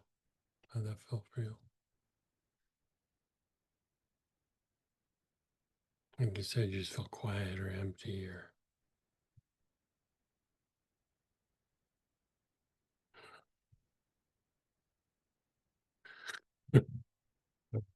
Samantha's just got a funny look on her face. So let's go ahead and share experiences, especially on that one. Unmute yourself, type in. Ask any questions you want. It's almost like you're surprised or something. Like, You know, where did it go? exactly. Go ahead, Barbara. Hey, Hey there. So for most of that last piece, felt like my body was becoming jello until we got to the upper abdomen and middle mid back. hmm. Um, and then things started stirring, and I don't know if I was because thoughts were creeping in or was tapping into the solar plexus or Well, I would say like the thing that this plays into is like muscle memory. And, it's not necessarily like, oh, I have an injury there, but, part of how we like hold in emotion or hold out emotion from other people is actually through body tension. Hmm. And, we're always going to have like pockets of that stuck. I mean, it's even kind of that same idea of like trauma loops and things. And so the idea is to flush it out of the tissue so that you don't have to keep like holding on to it or experiencing it. You know, um, like another way of explaining it is, say you're interacting with somebody and they're projecting something negative to you, you know, and it might not even be verbal. It might be like, uh, and they're thinking of you, and that still projects an energy, right? So how that impacts you is, for one, it starts to hit the body, and then your body has a reaction. But for it to go deeper, it eventually goes all the way to the spine and then goes up to the brain and gets processed and then comes back down, and then you would act on it, right? So one of the things that happens is both muscle and fascia are trying to protect the spine, not just from injury, but also from that emotional injury or that energetic projection. So if somebody's like, so what happens is that energy gets projected, and then the body will start to sense it and will tighten up and even put like a little like energetic like capsule around it and like hold it in the body so that it doesn't get to the spinal cord. So then it doesn't go up to the brain and make you feel even worse. So the body will try to like hold on to it. So, I can remember one time when I was young, um, like going in and talking with the boss I had at the time. And, you know, he was a little bit of an obnoxious guy. And, um, there'd be times where, like, if he wasn't getting his way, he would throw a fit. And I could feel like my body tensing up. And I was just like, God, that's so weird. Like, because I was only like 18 or 19 or something. I wasn't very old. And like I could feel my body tensing up. And I was like, it's just so weird. When I go talk to the bus, my body always tenses up. Well, later, when I started to understand the energetic mechanics, I started thinking back about that. I was like, yeah, like it wasn't just that he was projecting negativity at me, he was just radiating like hostility and negativity. Like it was his jam. And so every time I'd get around him, I didn't want to fold my arms because I didn't want to aggravate him more. So I would just stand there and try to be whatever. And I could feel my body tense up. And it's like it's a protective mechanism to keep that stuff out. The problem is it still gets stuck in the body. It's still and solar plexus, back, mid back, good targets for, you know, I was trying to think, I was like, he was even worse than an Uncle Bob. He was the boss of all the Uncle Bobs. Like it was, I don't know, he was an obnoxious dude. Yeah. I'm pretty sure I have Well, a capsule around the left shoulder blade. There was this yeah, could be. stabbing pain in one of my Yeah. ribs for a bit. I mean, Should I work these two sections yeah, more? you could just work like just use the emotional elevation. You could use if you did the dream yoga class, the alchemical spirit. And then if you go back to remember when we were doing the body map? Hmm. The body map that's part of what it's tied to. It's about unwinding muscle and fascia in a particular way because even the muscles, because of their function and what they do and help us to thrive in the environment, um, they kind of have like their own messages, you could say. And so that one was even a little bit more specific to like hitting those different areas. We did Sharanagati earlier in the week for the Auric program. You could use that. You could use Rose. You could use Tuberose. Um, the thing that I used to use originally for this was emotional release, and it works well. It works good too. I think this emotional elevation works a little bit better for it, but emotional release works very good for a specific area in the body. Um, let's see what else could work. Acacia would work. Poplar, the universal healer, that would work. Um, Lots of choices. yeah, I mean, even the idea of like hyssop going through the body. I mean, hyssop's very good about unwinding muscle memory. Because if you look at like you're dealing with projections from other people or being in environments that maybe were a little bit toxic, part of what you're talking about, even like you say like, oh, I got a little thing in my shoulder, like any sort of like spasm, contracture, postural distortion, it is a type of sympathetic nervous system dysregulation, regardless of what the cause is, regardless. And so, anytime you have an ache or a pain or, a cramp, misalignments, anything like that, it's a type of dysregulation. And so anything that you do that pulls the body out of that fight flight dysregulation will start to calm and soothe the body, you know. Like I have patients that have like substantial like scoliosis, like where they have to wear a brace, and um at first you go through and you start unwinding the muscle tissue and everything, but the thing that causes the biggest shift in their spine when they get evaluated is the stuff that we do to unwind the dysregulation in the nervous system, because that directly is tied to those postural distortions. And so if you unwind the nervous system wants you to be more erect. And so it stops compensating and it allows the body to go back into proper alignment, you know.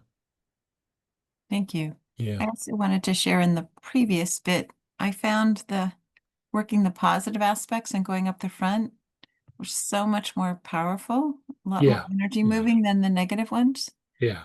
Is that's typical? Well, it's because it's like, it's a positive energy that you're starting with. So, Mhm.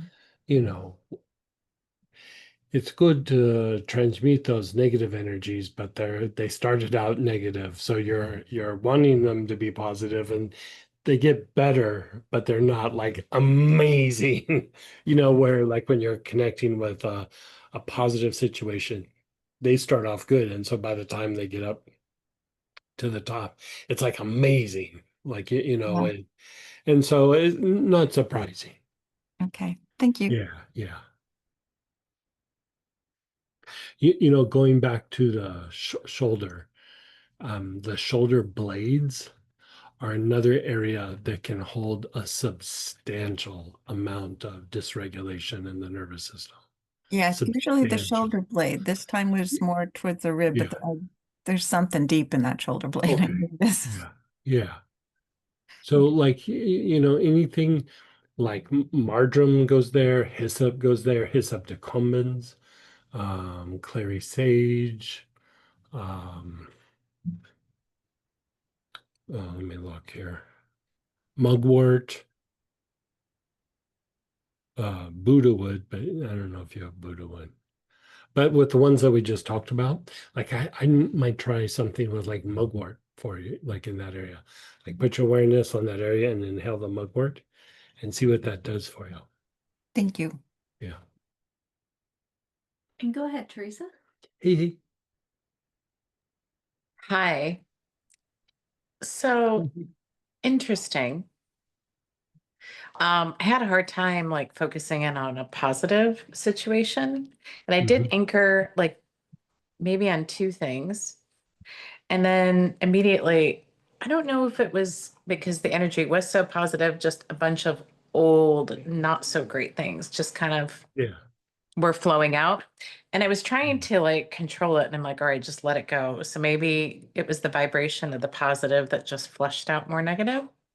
It could be. Sure. Yeah, yeah. Um, and then after that, my clavicle bone clicked into a different position, which was great. Oh, good. Um, I was like, oh, is let me just stand up and see if that's okay. And I heard this big click and I'm like, ooh. And then I thought, okay, that's cool. Did it click more like here or more out here? Uh Probably more closer to like More the in here. sternum. Yeah. Yeah, yeah. And what does that mean? You don't know.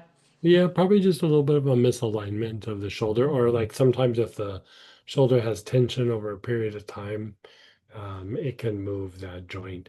There's not really a lot of movement there unless there's been an injury there and the ligaments Mm, have gotten stretched, but I mean, it's still that can get out of alignment. yeah. I don't know. I mean, I tend to hold stress in my sternum and diaphragm, so Yeah, yeah. um I mean, you and everybody. You know okay. what I mean? Yeah, like that's, yeah. Yeah, that felt nice though. That was really great. Yeah, yeah. So If you thank think you. about like when you feel stressed, also the shoulders will tend to go up, and so like I from an injury have misalignment in one of the clavicles. And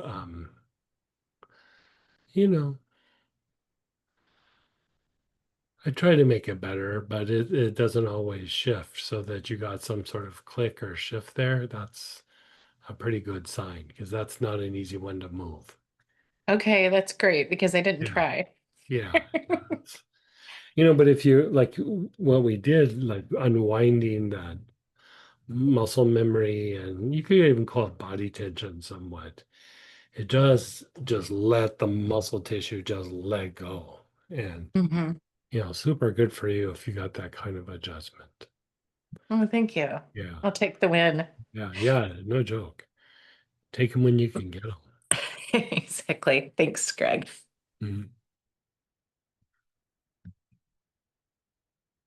Boy, she got a clavicle movement. Like lucky.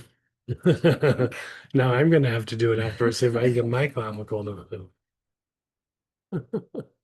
Pretty happy with my hip one earlier though. Right, right. Yeah. Well, I hope you guys had a nice soothing day, you know. I know we just kind of played with some of these processes, and you know, it's one of those things where, you know, we have classes where we're learning things, and it's not that we didn't learn things this weekend, but a lot of times, you know, that between the streams and the weekends, it's a practice unto itself. And so hopefully you felt that you got some good practice and some good healing this weekend. And, you know, it was just a good, nice, relaxing weekend that you can chill out and get some good healing in, and not necessarily stir the pot. And so hopefully that happened for you. So shedded a bunch of stress with the health raise. Like, you know, God, would we spent like 3 hours with the health raise? Like, who would have thought? And I could have kept going, but I was like, "Ah, I should probably cover a different topic." But you know, I'm doing health race tonight just because I got jealous with what you guys did. Like I was doing it with you, and I'm like, I'm doing more of this tonight. So yeah, if you have health rays, maybe take a health ray salt bath or one of the oils that's for health rays. You know. So anyway, well, I hope you guys had a good session, and we'll still do a study group on Wednesday night and Tuesday night. Which one are we doing? Um, I think it's sinuses, isn't it? Ooh, I hope so. That'd be Yeah. awesome. Let me look. So it is, We did Sharanagati. yeah, it is sinus. So we're doing the sinuses, and we'll do a deeper dive on sinuses Tuesday night, and new class coming up next weekend, the peace, protection, and harmony class, where we do Venus, but we also do a deeper dive on cardiovascular vagal tone, and some materialization work and things like that, and soul retrieval. And so, yeah, it should be a fun one. So, okay, you guys, take care.